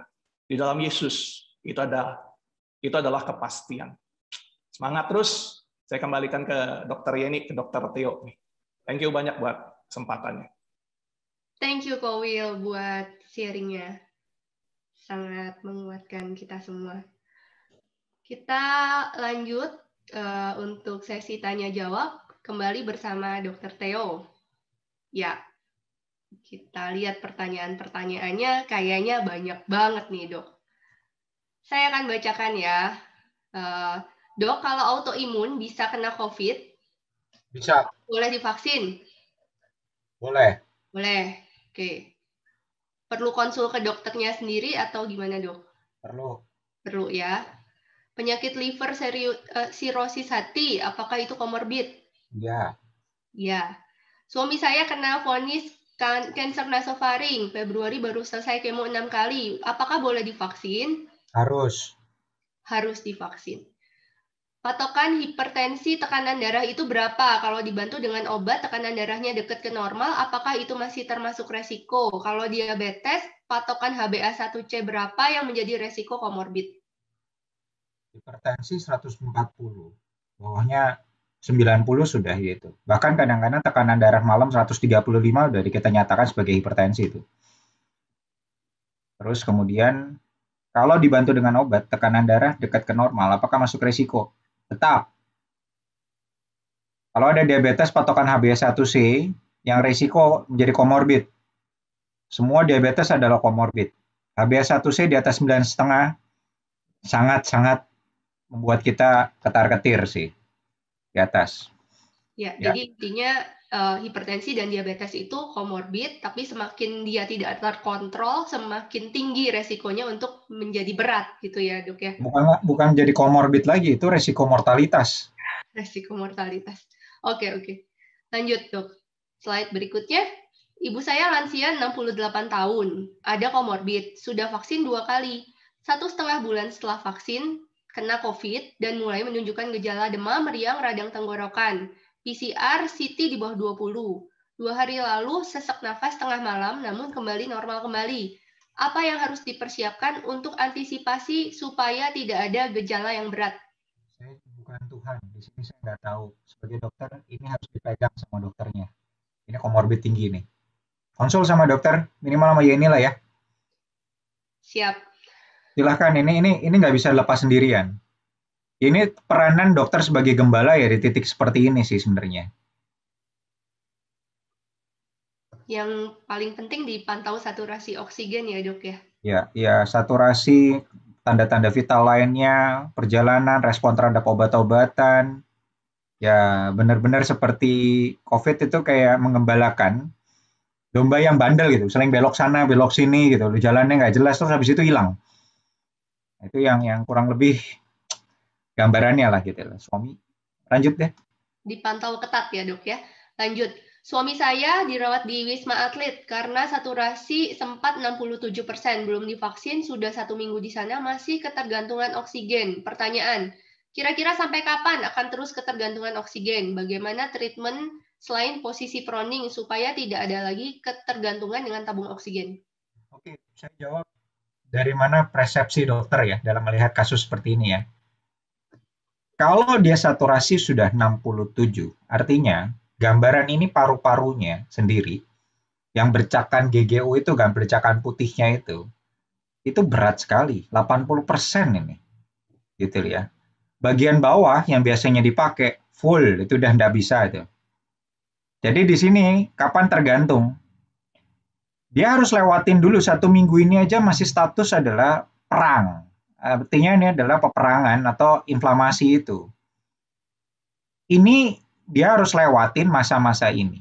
Nah, posisi proning itu bukan hanya proning. Banyak orang yang salah mengerti dia harus terlungkup doang. Kita tuh sebenarnya adalah perubahan posisi dinamika. Jadi artinya posisi yang tegak gini, miring, kanan, dan harus dikerjakan itu setiap 30 menit. Permasalahannya, kalau kita kurang tenaga, siapa yang akan membalikan itu ketika orangnya udah sangat sesak? Nggak ada. Jadi, supaya kita tergantung, ini bukan masalah tergantung. Kita selalu akan tetap bergantung pada oksigen. Tetapi kita bergantung pada oksigen yang Tuhan berikan itu adalah 21%. Sedangkan pada pasien ini, itu dia akan bergantung pada oksigen, di mana kita akan melihat oksigen itu bisa diberikan sampai 100% bahkan. Oke. Fraksi oksigennya bisa 100% atau kadang-kadang ya kalau kita pakai sungkup yang gede berat begitu ya palingan 80 sampai 95%-an gitu ya. Dan flow-nya tergantung dapat nggak namanya HFNC atau high flow nasal kanul, yaitu paling nyaman sih. Kita bisa memberikan 65 ya liter per menit. Itu udah kayak apa tuh nyemprotnya tadi saya bilang gitu ya. Kalau kita pakai sungkup itu hanya kita bisa memberikan up to itu 15 liter per menit dan bocor kiri lah itu pasti. Jadi kita nggak akan bisa memberikan. Jadi di kepala saya kalau melihat kondisi seperti ini, I don't know. Ya, no one can predict at a time. Ya, tetapi kembali lagi sebagaimana yang tadi dikatakan sama Kowil, di manakah kita bisa menemukan ketenangan jiwa kita? Only in Christ, alone, di titik ini. Saya nggak bisa ngomong apa-apa sebagai medis. Kita punya keterbatasan. Ini pun memahami lah bagaimana kita fight satu-satu pasien yang ada di high care itu kan. Dengan ventilator, dengan apa, yang lainnya. Disinilah yang titik-titik ini adalah no one knows. Beberapa akan survive. Beberapa kita absolutely gitu loh. Kita akan bersyukur gitu. Tapi kalau enggak, we have prepare for the worst. Dan kita akan ambil adalah Tuhan mau berkata apa tahan hidup saya. Dan Tuhan mau nyatakan apa demi kemuliaannya.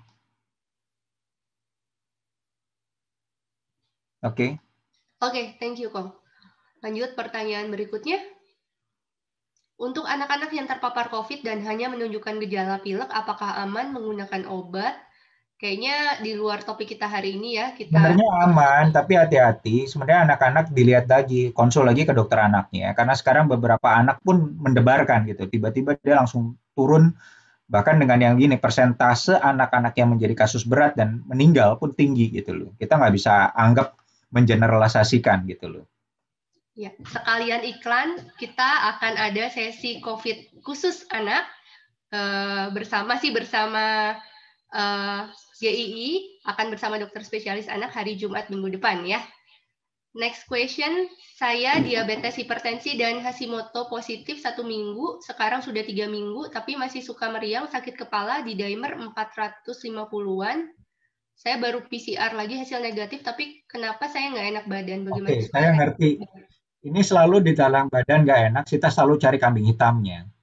Tetapi kalau dilihat dari seperti ini, orang hipertensi, Hashimoto, dan yang lain memang sudah memiliki beberapa gangguan di dalam tubuhnya ya.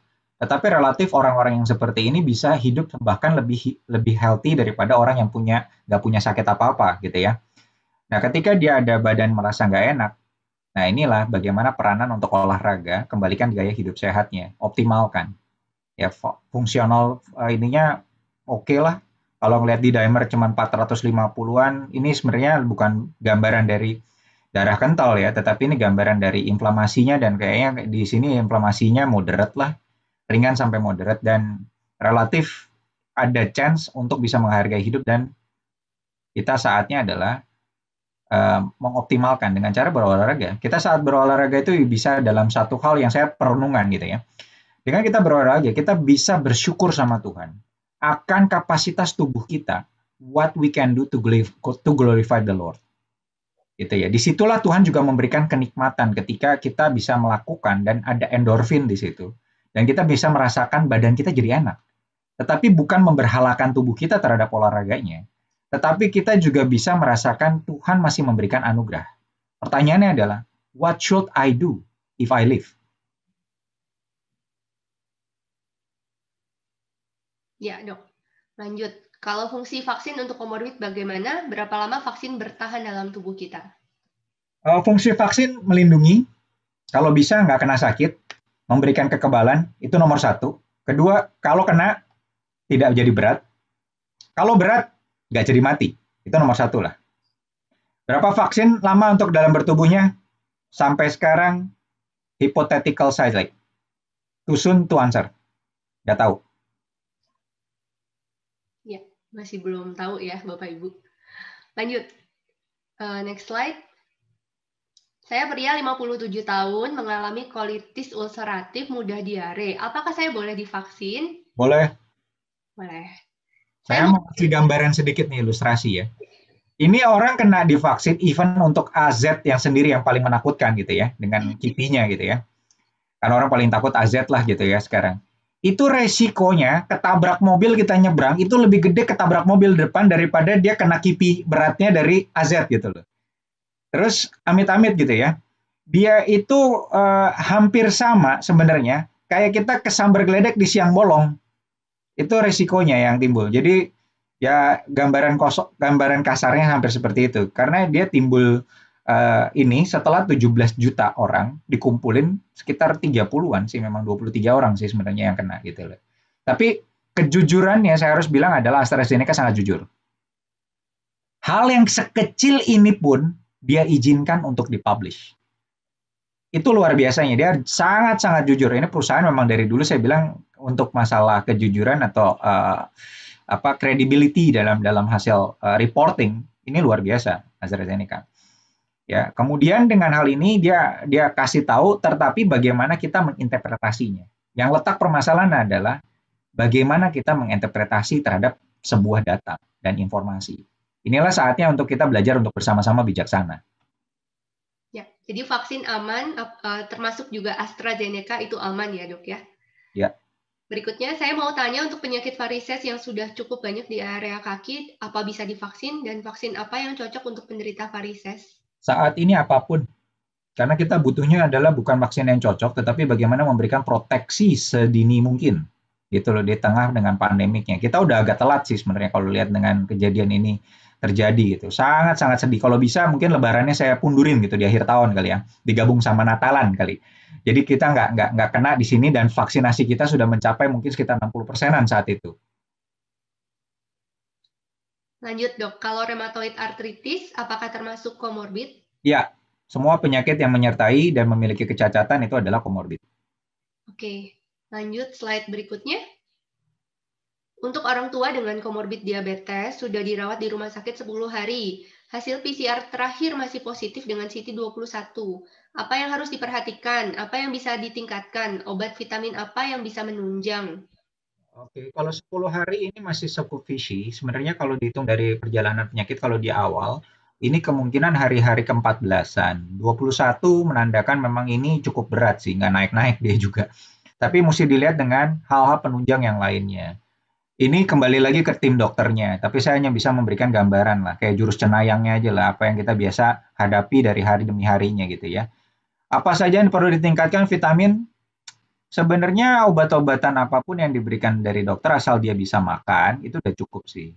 Justru malah saya ketemu dengan beberapa pasien itu jadi overkill dari obat-obatan dan vitaminnya.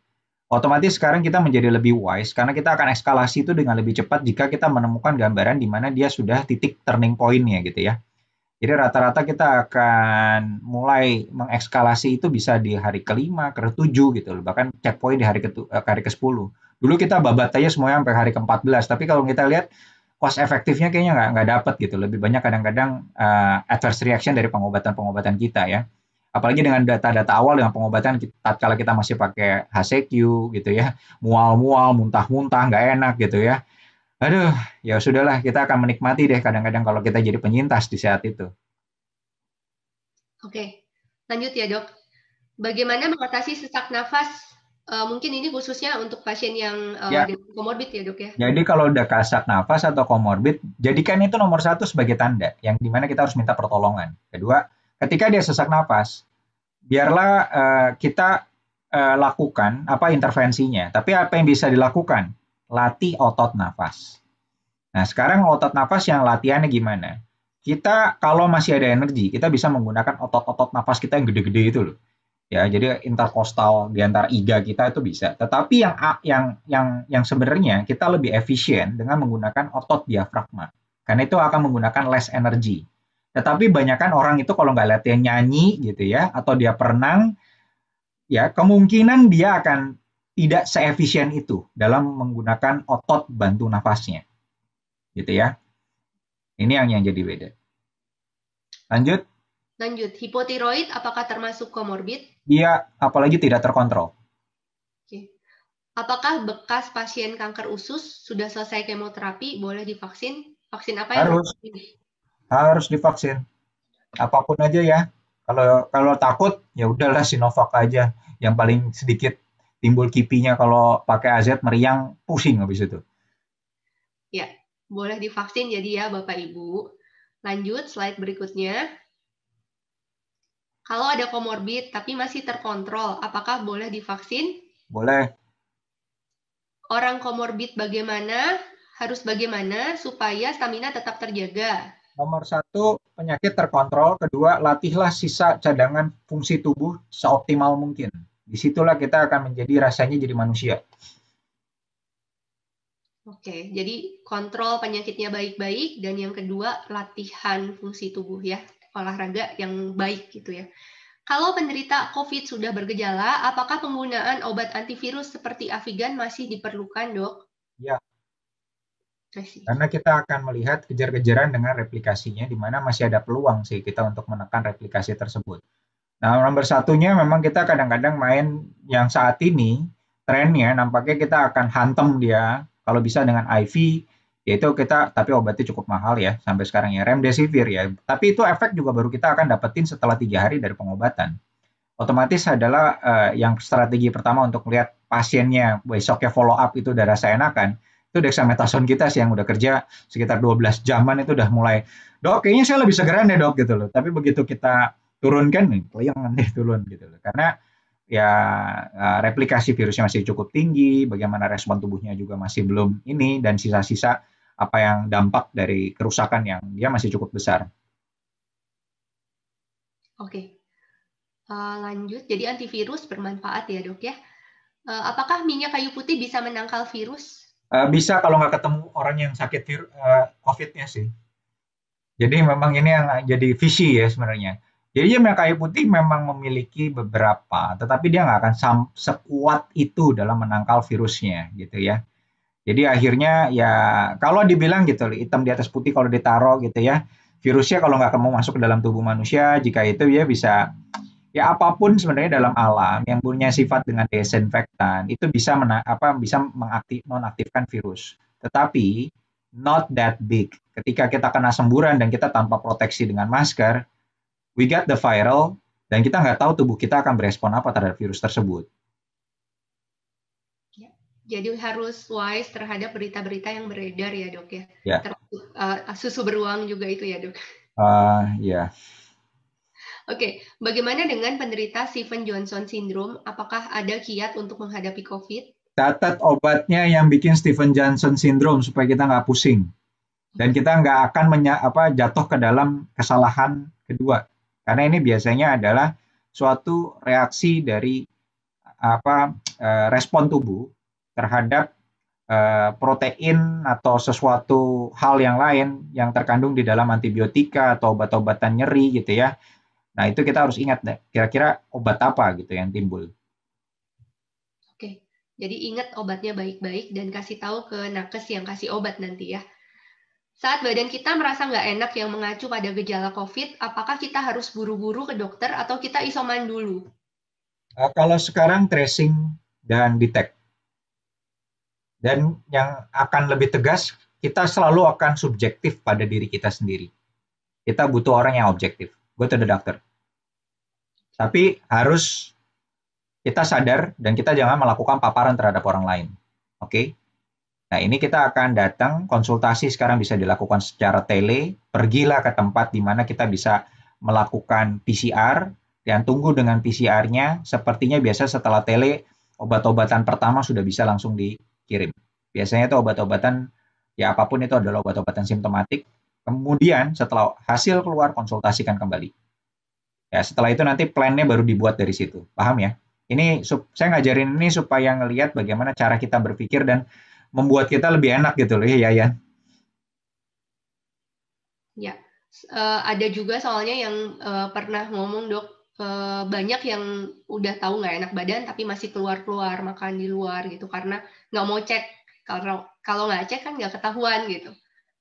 Ya tadi ini selalu ada dalam fase yang tadi sharingnya Powell itu menarik sekali, di mana orang begitu merasa gitu ya sesuatu, terus dia cari. Hal yang responsif dan sangat manusiawi adalah kita denial. Kita tidak mau mengakuinya, gitu loh. Sampai kita terima dapat PCR positif juga, kita akan cari kambing hitam sih sebenarnya di situ.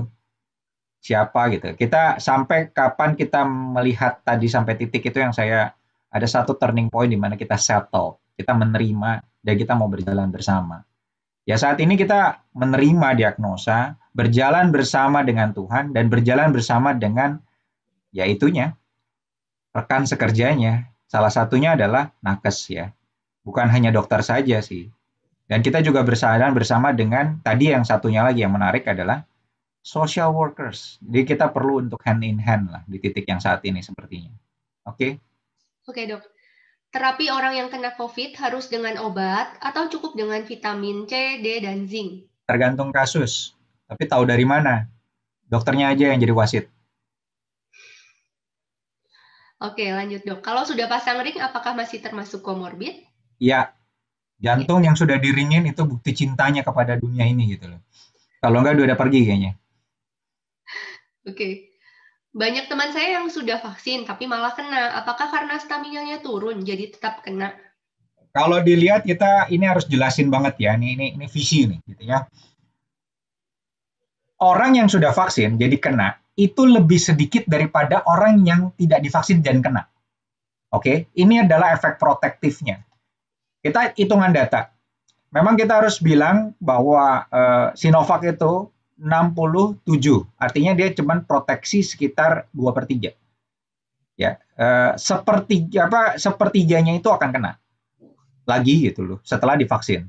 Tetapi kita akan memprotek adalah 2/3. Jika tidak ada vaksin, maka sepertinya sih hanya less than 10% saja yang punya adaptif imunitas yang dia benar-benar jadi kebal. Gitu loh. Yang itu yang disebutnya mungkin adalah memang benar-benar ada yang OTG atau dulunya gitu ya, kita udah buang OTG itu kan sebenarnya. Atau memang benar-benar orang secara naturally dia adalah orang yang nggak bisa kena. Gitu loh. Nah, kita cuman mau mengcopy bagaimana orang yang nggak bisa kena itu gitu ya dengan berbagai macam teknologi supaya adalah imun sistem ini bisa diajarkan kepada orang-orang dan kita adaptif imunitas kita itu akan menyerupai orang yang kebal. Ingat ya, ini yang akan kita inikan. Jadi jangan sampai kena hoax adalah, buat apa vaksin? Toh kena juga. Pertanyaannya adalah, Anda tidak wise kalau Anda bilang kamu nggak mau divaksin dan kamu akan paparan. Persentasi Anda kena itu adalah 1:9 ketimbang udah divaksin. Mungkin jadi cuma sepertiganya. Dan inilah bagaimana untuk kita bisa berpikir benar-benar cermat ya. Jadi bukan hanya mengandaikan, oh udah divaksin terus kena. Berarti vaksinnya tidak ada guna. Stop thinking like that. Dan sekarang kalau misalnya stamina. Nah, misalnya stamina.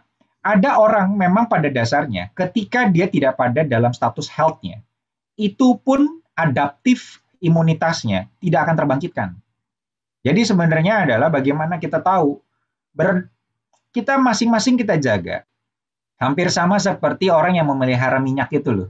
Ya, perempuan-perempuan yang bawa minyak, mendingan kita jaga minyak kita tetap ada.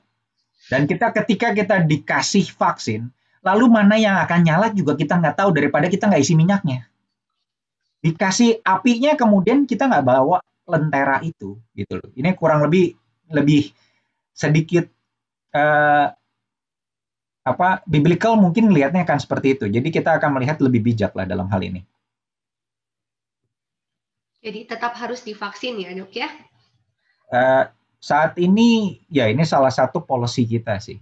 Kalau saya bisa langsung dikatakan saja langsung bisa pindah itu rasanya lebih enak sih. Cuman kita nggak punya cara lain gitu loh.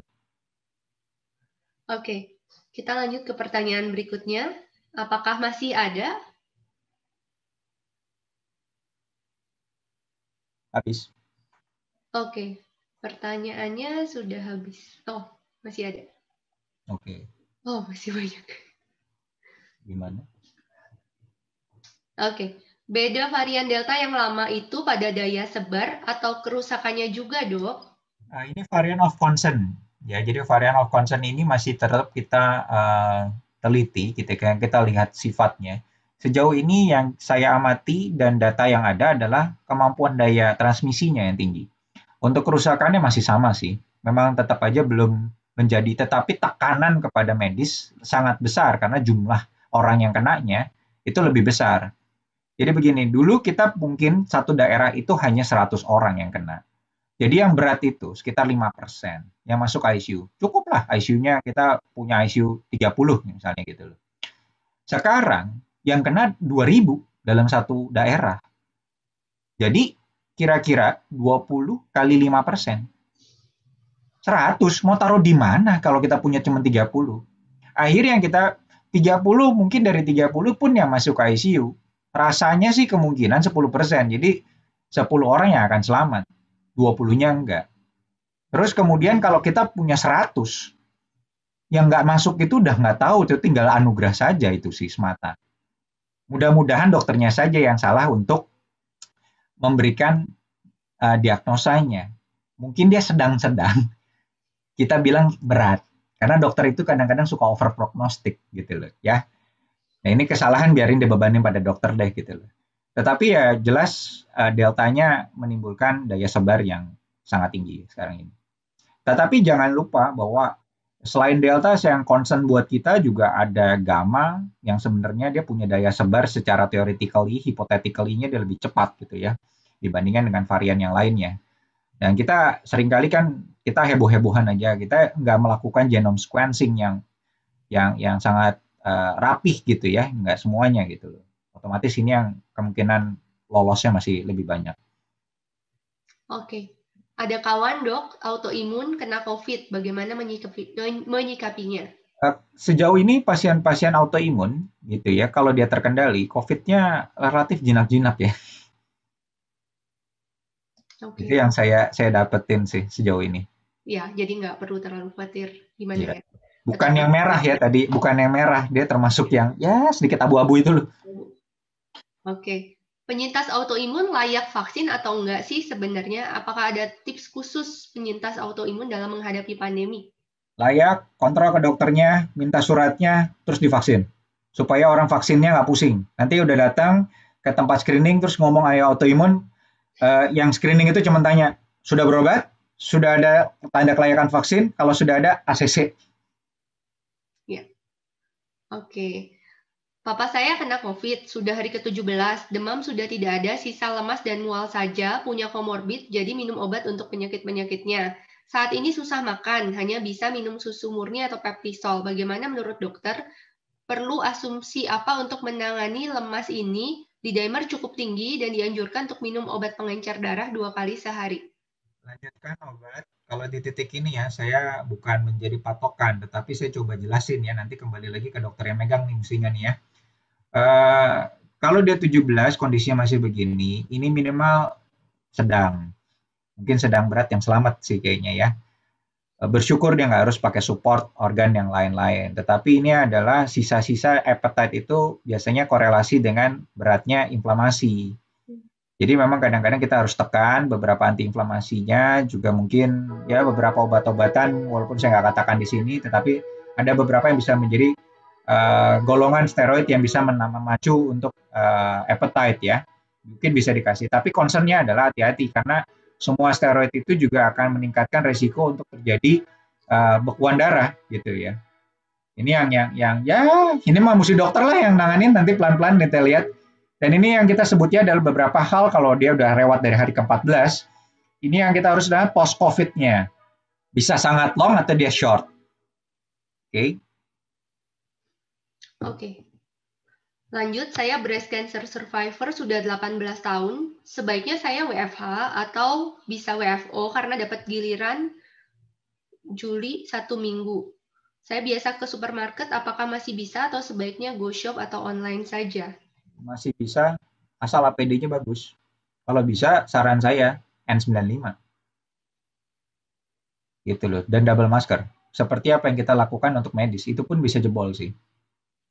Gitu loh, tapi vaksinasi dan double masker. Dan gunakan maskernya yang memang benar-benar standarnya, yang standar yang memang itu. Ya kalau kita bisa bilang ya medical grade ya. Oke, jadi melindungi diri dengan baik ya. Sekarang banyak pro kontra tentang vitamin D. Menurut Dokter Theo, berapa IU yang bagus untuk tubuh yang tidak dalam keadaan sakit? Ya, ini visi banget ya, benar-benar orang bisa salah untuk mengerti dengan vitamin D. Saya coba untuk menjelaskan lagi nih. Sebenarnya vitamin D itu adalah marka fungsional kita. Jadi artinya kalau kita pertama kali dalam ini, kita iseng aja, kita nggak makan vitamin D, nggak apa gitu. Cek vitamin D kita berapa. Kalau kita vitamin kita ini jelek, itu sejelek itulah hidup kita. Gitu loh. Mungkin nggak lulus kali ya gitu ya. Kita minimal kan kita lihat defisiensi itu adalah kurang dari 30. Tetapi berapakah yang akan jadi, ntar balik lagi, berapakah untuk menjadi tubuh untuk yang tidak sakit? Saya tidak tahu sih sebenarnya berapa. Tetapi ini menjadi suatu marka gambaran. Vitamin D adalah satu vitamin yang bersifatnya sebenarnya adalah kayak hormonal sebenarnya. Ya, jadi most likely saya lebih senang menyebutnya dia adalah hormonal karena dia adalah atur untuk kalsium, bagaimana kalsium itu untuk bekerja. Kalsium itu dibutuhkan dari kepala sampai kaki. Jadi kalau masalahnya dan dia ada pentingnya adalah sebenarnya mulai dari otak, otot dan tulang. Ini yang sangat diperlukan. Koordinasi bagaimana menghubungkan antara otak dengan tulang dengan otot itu adalah menggunakan kontrol yang ininya, mekanisme yang dia bisa ini adalah untuk kalsium sendiri, metabolisme itu adalah vitamin D yang sangat dominan ya. Selain dibantu untuk hormon-hormonal yang lain. Dan ini sebenarnya menandakan bahwa vitamin D yang dia cukup, artinya dari 30 sampai 50, even kadang-kadang dia bisa ada orang yang ditingkatkan, tetapi itu pasti pakai suplementasi. Gitu loh. Ini adalah how good you are, dan sekarang ini bahkan di lansia sendiri, sebenarnya vitamin D lebih bisa menjadi marka untuk frailty ya, kalau ininya ya. Jadi kalau dia lebih jelek sebenarnya adalah lebih gampang untuk dia memiliki kerentanan di dalam untuk menjadi sakit. Oke, paham? Dan sekarang Indonesia itu jelek sekali vitamin D-nya. Artinya, sepertinya kita nggak hidup sehat. Gitu loh ya. Dan ya mungkin karena perubahan pola kehidupan gitu ya, kita masuk kerja sebelum matahari nongol, pulang kerja mataharinya udah pergi gitu ya. Jadi akhirnya matahari pun menjadi ketemunya di mall. Kalau masih buka lagi sekarang. Ya. Jadi harus dicek dulu ya kadar vitamin D-nya ya, Dok. Betul. Ya. Oke, lanjut. Apa yang harus dilakukan pertama kali untuk para komorbider? Wah, istilah baru nih. Komorbid, ya, orang yang dengan memiliki komorbid gitu ya. Ya. Cari dokter. Nomor satunya cari dokter, konsultasi. Ya. Oke, konsultasi supaya nanti bisa dipantau dan di. Betul. Langsung ngaku aja, saya punya komorbid apa, lalu kita pikirin, lalu langsung kita masukin dia ke dalam healthcare system. Kalau saya ngerasa, saya akan konsulin. Oke. Kalau punya komorbid pada masa pandemi ini wajib tidak divaksin, wajibkah minum vitamin? Sebaiknya langkah apa saja untuk dilakukan pencegahan? Tidak ada yang wajib untuk tidak divaksin, semuanya dianjurkan untuk divaksin.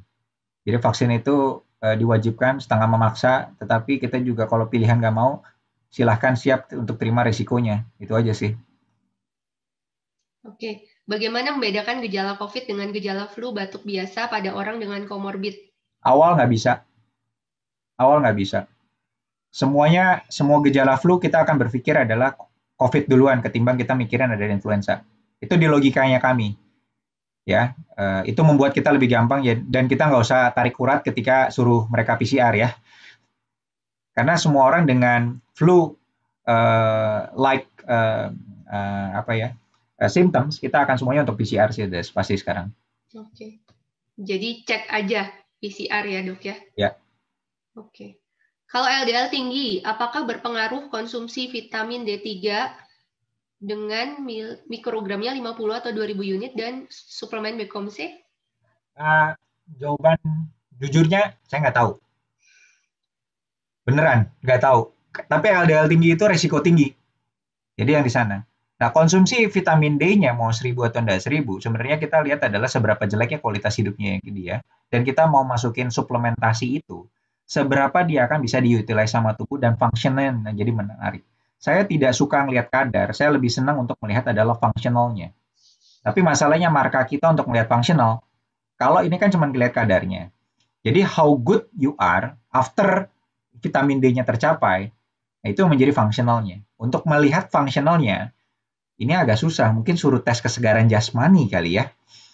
Ya, gitu loh. Kalau dia nggak ambruk saat tes kesegaran jasmani, mungkin baru kita disebut adalah di titik itu adalah orang-orang yang cukup healthy ya, dan cukup fit artinya. Fit dalam mengatasi hidup di tengah pandemi ini. Oke, kita lanjut. Saya mantan penderita PPOK, saturasi biasa 90-an. Bagaimana membedakan gejala COVID dengan gejala COVID, mengingat penderita COVID saturasinya turun? Oke, sebenarnya PPOK nggak pernah mantan, karena ini penyakit yang akan degeneratif di bawah sampai selesainya. Sorry to say ya. Jadi saya langsung ngetek di situ dulu deh. Dan saturasi kalau 90-an, kepala saya udah mulai, ini paru-parunya tinggal sisa mungkin 30-40% gitu loh. Jadi mengembangkan parunya dengan kemampuan untuk ekspirasinya dan recoil dari paru-parunya ini akan sangat berat gitu ya. Membedakan, kalau turun ingat aja COVID dulu deh yang pertama kali. Karena apapun di saat ini, biasanya orang PPOK itu akan turun kalau terkena infeksi. Biasanya infeksi saluran nafas. Ya, saluran nafas mulai dari saluran nafas atas atau kena asap aja dia bisa turun gitu loh. Ya. Maka saat ini, di tengah yang saat ini COVID-nya lagi merajalela, setiap kali ada saturasi turun, COVID-in dulu aja. Setuju, Dok. Jadi COVID dulu ya yang dipikirkan, baru yang lain-lain belakangan. Apakah masih ada pertanyaan? Oh, masih ada. Oke. Tindakan sebagai pertolongan pertama apa yang bisa dilakukan oleh seseorang yang memiliki komorbid jika yang bersangkutan mengalami gejala yang mengarah ke COVID? Ask and test. Konsul and test. Konsul ke dokter and test. Oke. Ya, jawabannya masih sama ya Bapak Ibu ya, konsul dan dites COVID atau bukan. Apakah masih bagus menjalani olahraga di luar rumah karena varian Delta yang saat ini lebih berbahaya? Dan apakah saat olahraga memakai double mask sesuai yang dianjurkan? Maka ini visi banget ini jadi kacau nih. Jadi saya coba lihat ya. Kalau olahraga di luar rumah tapi banyak orang berkerumun, bahaya. Kita nggak tahu mana yang ada tulisan kepala COVID-nya, ada yang nggak. Itu yang saya nggak tahu. Otomatis kalau kita nggak tahu COVID-nya di mana, kita olahragalah sendiri. Ketika olahraga sendiri, apalagi kita mulai olahraga yang mulai moderate to high intensities, kalau kita pakai masker, kita yang pingsan duluan sebenarnya. Oke, jadi kalau mau olahraga, palingnya kalau mau double masker, itu adalah relatif low to moderate. Ya, jadi yang itu ya. Tapi kalau dia udah biasanya mainnya adalah dengan high intensity atau dia memang di sana, ya palingan kita olahraga singkat, ada paparan matahari, lakukan dengan yang ini, palingan kita bisa melakukan sekitar 20 menitan tapi sendiri. Silahkan. Yang saat ini relatif kita stop dulu adalah olahraga permainan yang melibatkan banyak orang. Tapi kalau mau olahraga sendiri, saya harus bilang wajib dikerjakan. Oke. Teman meninggal setelah negatif PCR, 14 hari sebelumnya positif, tiba-tiba drop. Itu kenapa ya, Dok? Kirim dulu ke forensik, saya butuh untuk otopsi, baru saya bisa jawab. Tapi kemungkinannya adalah orang ini memiliki komorbid. Dia kena COVID, biasanya ini adalah yang saya bilang, komorbidnya dari cardiovascular disease, hipertensi atau apapun. Ketika dia mengalami COVID, dia sembuh, bukan berarti pembuluh darahnya tidak ada yang tersumbat. Ini biasanya ada pembuluh darah yang sudah tersumbat. Terus kemudian dia masih ada pasca inflamasinya dan terjadi namanya plaque rupture. Lalu dia akan terjadi gagal jantung dan death.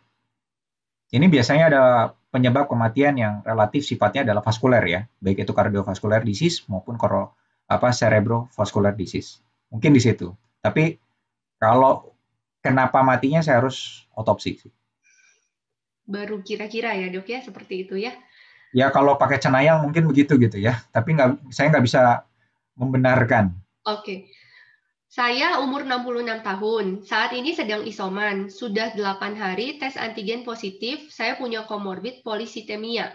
Saat ini saturasi 98%, nadi 96, temperatur sudah turun.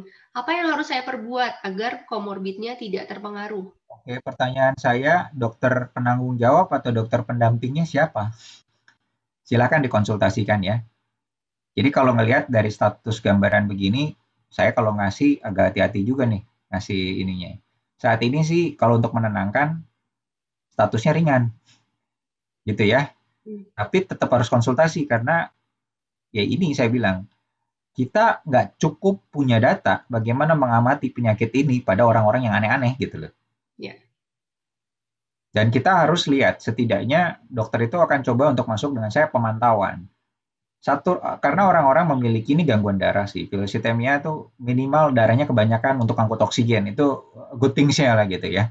Tapi bagaimana di mana setiap kali ada orang dengan positemia, yang saya khawatirkan adalah proses bekuan darah. Karena ini akan terganggu.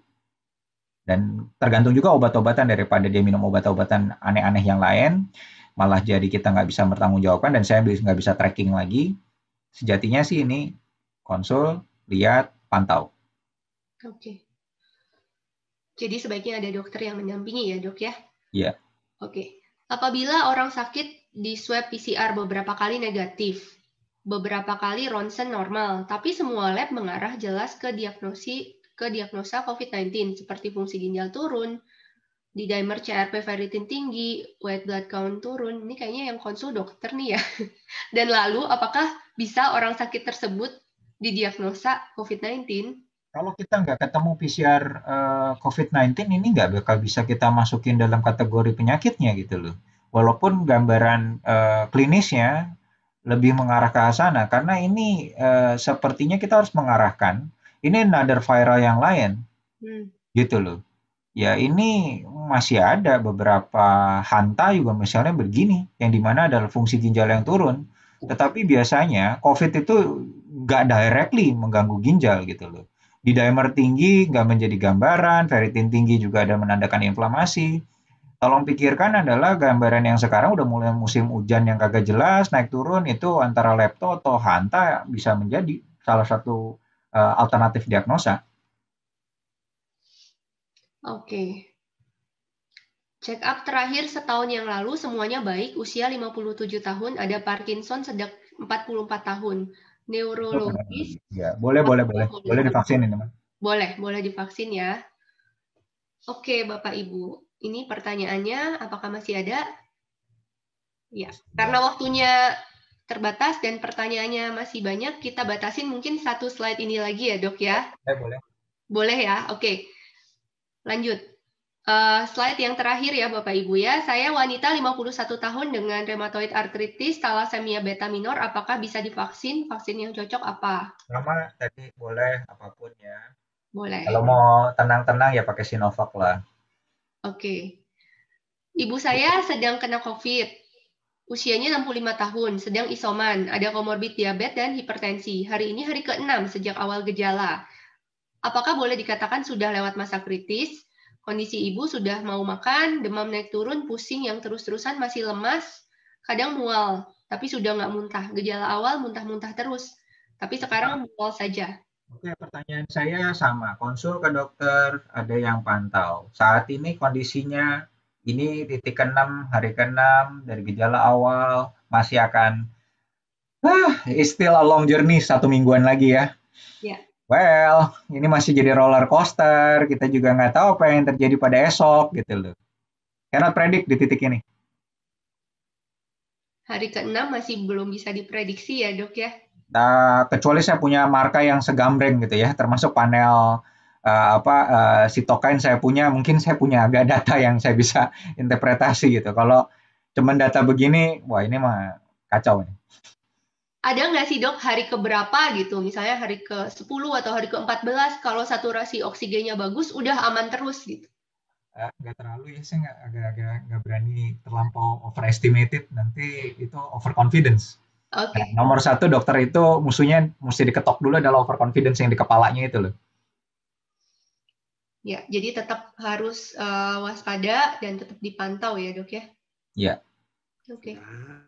Usia 59 tahun, check up terakhir awal 2019, klep jantung tidak bisa tertutup rapat. Saya sering merasa kalau jalan buru-buru, nafas pendek. Sampai saat ini karena COVID, saya belum ke dokter spesialis jantung untuk mendapatkan penjelasan lebih lanjut.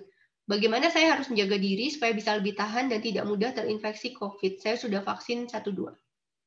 Kayaknya sih gambarannya kalau lihat dari kasusnya sih MVP ya ini. MVP sih nggak terlalu ya, tapi kadang-kadang suka ya memang ada hal yang kita nggak predik. Biasa relatifnya ini oke sih. Tapi kalau dia memang agak terburu-buru, biasanya orang-orang MPP itu sering nggak enak sih jantungnya ya. Capek, nyeri gitu. Jadi akhirnya kadang-kadang sering panik duluan. Jadi seringkali ya overlap lah gini dengan kondisi psikologiknya sih sebenarnya. Tapi which is sebenarnya tenang aja dan bukan termasuk orang-orang yang sangat kita akan taruh dengan kepala kita concern gitu loh. Konsul jantung boleh, sekarang kan relatif udah bisa dengan telekonsultasi. Jadi jantungnya biasanya dokternya akan ya bilang obatnya gimana gitu. Orang jantung tuh paling enak sih sebenarnya. Obatnya gimana? Kalau enggak ya palingnya kapan ke rumah sakit, kita cari amannya dulu, paling di eko sedikit gitu. Ya udah habis itu udah biasanya lebih stable. Oke. Lanjut ya dok, saya usia 74 tahun, sudah 2 dosis Sinovac awal April dan Mei. Apakah bagus untuk injek dosis ketiga Pfizer? Kalau dapat saya juga pengen sih dosis ketiga itu. Jangan kata saya yang berdebar untuk di frontline kalau bisa dapat dosis ketiga sih. Cuman apakah Pfizer mau RNA, mau Moderna, mau apa? It is too soon to say gitu ya. Tetapi mulai ada ya beberapa relatif small trials yang menandakan bahwa kalau kita koktail nampaknya lebih oke, tapi siap-siap dengan efek sampingnya, kipinya akan lebih sedikit meningkat. Outcome overall too soon to say. Kita nggak tahu. Kita mesti reevaluasi lagi seberapa besar efikasinya kalau sudah menjadi 3. Nampaknya sih sekarang trennya mungkin akan jadi 3, sedangkan si Pfizer sendiri juga mulai mau menggerakkan untuk dia di-approve untuk menjadi 3 gitu. Kan sekarang ya protection kita akan meningkatkan. Ketika kita pakai gitu menjadi 3, kalau efikasinya bisa naik menjadi 70, 80 gitu dari yang awalnya 67, why not gitu. Tapi harus kita lihat jangan banyak-banyak varian ya, nanti varian yang dipantau tuh jadi tambah pusing kita gitu. Jadi otomatis varian yang mengerikan itu yang cukup saat ini ya, itu adalah varian of concern. Jangan sampai nongol adalah varian of high consequence. Tepuk jidat saya langsung. Karena itu bisa escape ya. Tapi saat ini yang kita syukuri belum ada ya yang namanya varian of high consequence. Oke. Pertanyaan terakhir dok, saya aritmia sejak 2005, sekarang usia 46 tahun lalu denyut jantung tiba-tiba berdenyut cepat 220. Bagaimana resiko saya terkait COVID? Apakah saya bisa divaksin? Ya kalau dari kasus sih ngelihat begini kayaknya SVT ya. Ya. Jadi ini sebenarnya kalau lihat begini sih aman ya. Tapi kalau mau amannya tanya dulu dokter jantungnya bener nggak diagnosa saya. Kalau senayang sih ngelihatnya SVT mah aman lah. Oke, ya Bapak Ibu, sebenarnya pertanyaannya masih ada beberapa, cuma kita minta maaf karena waktunya terbatas. Harus kita stop sekarang ya. Kita bersyukur sekali untuk Dr. Theo yang sudah menemani kita malam hari ini, memberikan edukasi tentang COVID-19 dan komorbid. Yang saya simpulkan, COVID itu ada sebagian yang akan berat, terutama yang usia lanjut dan ada komorbid. Mungkin dari Dokter Theo mau memberikan kata-kata terakhir, take home message buat Bapak Ibu kita semua. Ya, kita semua belajar lah dengan COVID ya. Tetapi memang saat ini ya tiba saatnya di mana memang hal yang dulunya kita coba antisipasi yang mendarat juga sih tetap. Jadi ini adalah di mana kita akan mengalami suatu pandemik di mana kita akan mulai menaiki bukit di mana sampai akan kepada puncaknya. Disinilah kita akan melihat bahwa true COVID itu akan menunjukkan wajahnya gitu ya, dengan angka kesakitan yang begitu tinggi dengan varian yang begitu banyak gitu ya, termasuk varian terhadap kasus per kasus. Ya setidaknya kita akan coba menjadi bijak lah di saat-saat ini. Biarkanlah kita berbijak sana dan dokter juga belajar untuk lebih memeras otak dan pikiran ya. Well, ya memang tantangan sangat berat gitu ya di sini. Kita sama-sama ambil peranan masing-masing, lalu kita akan berjalan bersama. Jadi jangan kita ngomong soal komorbid sebenarnya. Sepertinya kita harus berbicara bagaimana kita sebagai manusia bergandengan tangan menjadi co-partner di dalam hari ini. Jadi, dan kita jangan lupa, kita juga bukan berjalan sendiri, tetapi kita berjalan bersama dengan Tuhan. Dan biarlah Tuhan yang akan menuntun kita dengan Roh Kudus-Nya untuk mengarahkan kita kepada tempat di mana yang Dia janjikan. Terima kasih. Salam sejahtera buat saudara-saudara. Stay safe dan tetap bertumbuh di dalam iman dan pengenalan akan anak Allah. Terima kasih. Terima kasih Dr. Theo. Untuk menutup acara kita malam hari ini, sekaligus warta, saya minta kesediaan Evangelis Erik Susanto. Ya. Terima kasih Dr. Yeni dan Dr. Theo. Mari Bapak Ibu, saya ajak kita semua menutup rangkaian daripada seminar kita edukasi ini dengan doa. Mari kita berdoa. Tuhan Yesus, terima kasih karena kemurahan-Mu kami dapat diperlengkapi Tuhan pada hari ini. Engkau telah mengutus hamba-Mu, Kau telah memperlengkapi beliau Tuhan, Dr. Theo, sehingga dia boleh menjelaskan pada setiap kami yang ikut pada malam hari ini tentang komorbid Tuhan. Biarlah pengetahuan yang kami dapatkan ini sungguh menolong setiap kami untuk dapat bersikap lebih bijak lagi ketika kami harus menghadapi situasi yang tidak mudah di tengah pandemi ini. Hamba berdoa Tuhan buat setiap orang yang mengikuti Zoom ini, mungkin ada yang sedang terkena COVID dan bergumul dengan komorbid mereka Tuhan. Kiranya Engkau yang memberikan kesembuhan, biarlah Tuhan yang melawat mereka dan menolong mereka. Biarlah Tuhan hadir di dalam perjalanan hidup mereka, sehingga mereka bolehlah mendapatkan kekuatan yang baru Tuhan. Meskipun di tengah sakit penyakit, mereka tetap tenang, karena ada Tuhan yang berjalan beserta dengan mereka. Dan kami rindu dalam diri mereka ada satu kepastian bahwa Tuhan menolong mereka Tuhan. Biarlah sungguh Tuhan Yesus hadir dalam hidup mereka dan mengubahkan setiap mereka Tuhan. Inilah doa kami dan kami mau melanjutkan aktivitas kami selanjutnya. Kami serahkan juga istirahat kami malam ini ke dalam tangan-Mu. Berkati Dr. Theo, Dr. Yeni yang telah memimpin di dalam seminar pada malam hari ini. Biarlah Tuhan yang melimpahkan mereka dan kasih berkat daripada Engkau Tuhan. Inilah doa kami, hanya di dalam nama Tuhan Yesus, Tuhan dan Juru Selamat kami yang hidup, kami mohonkan semua ini. Amin.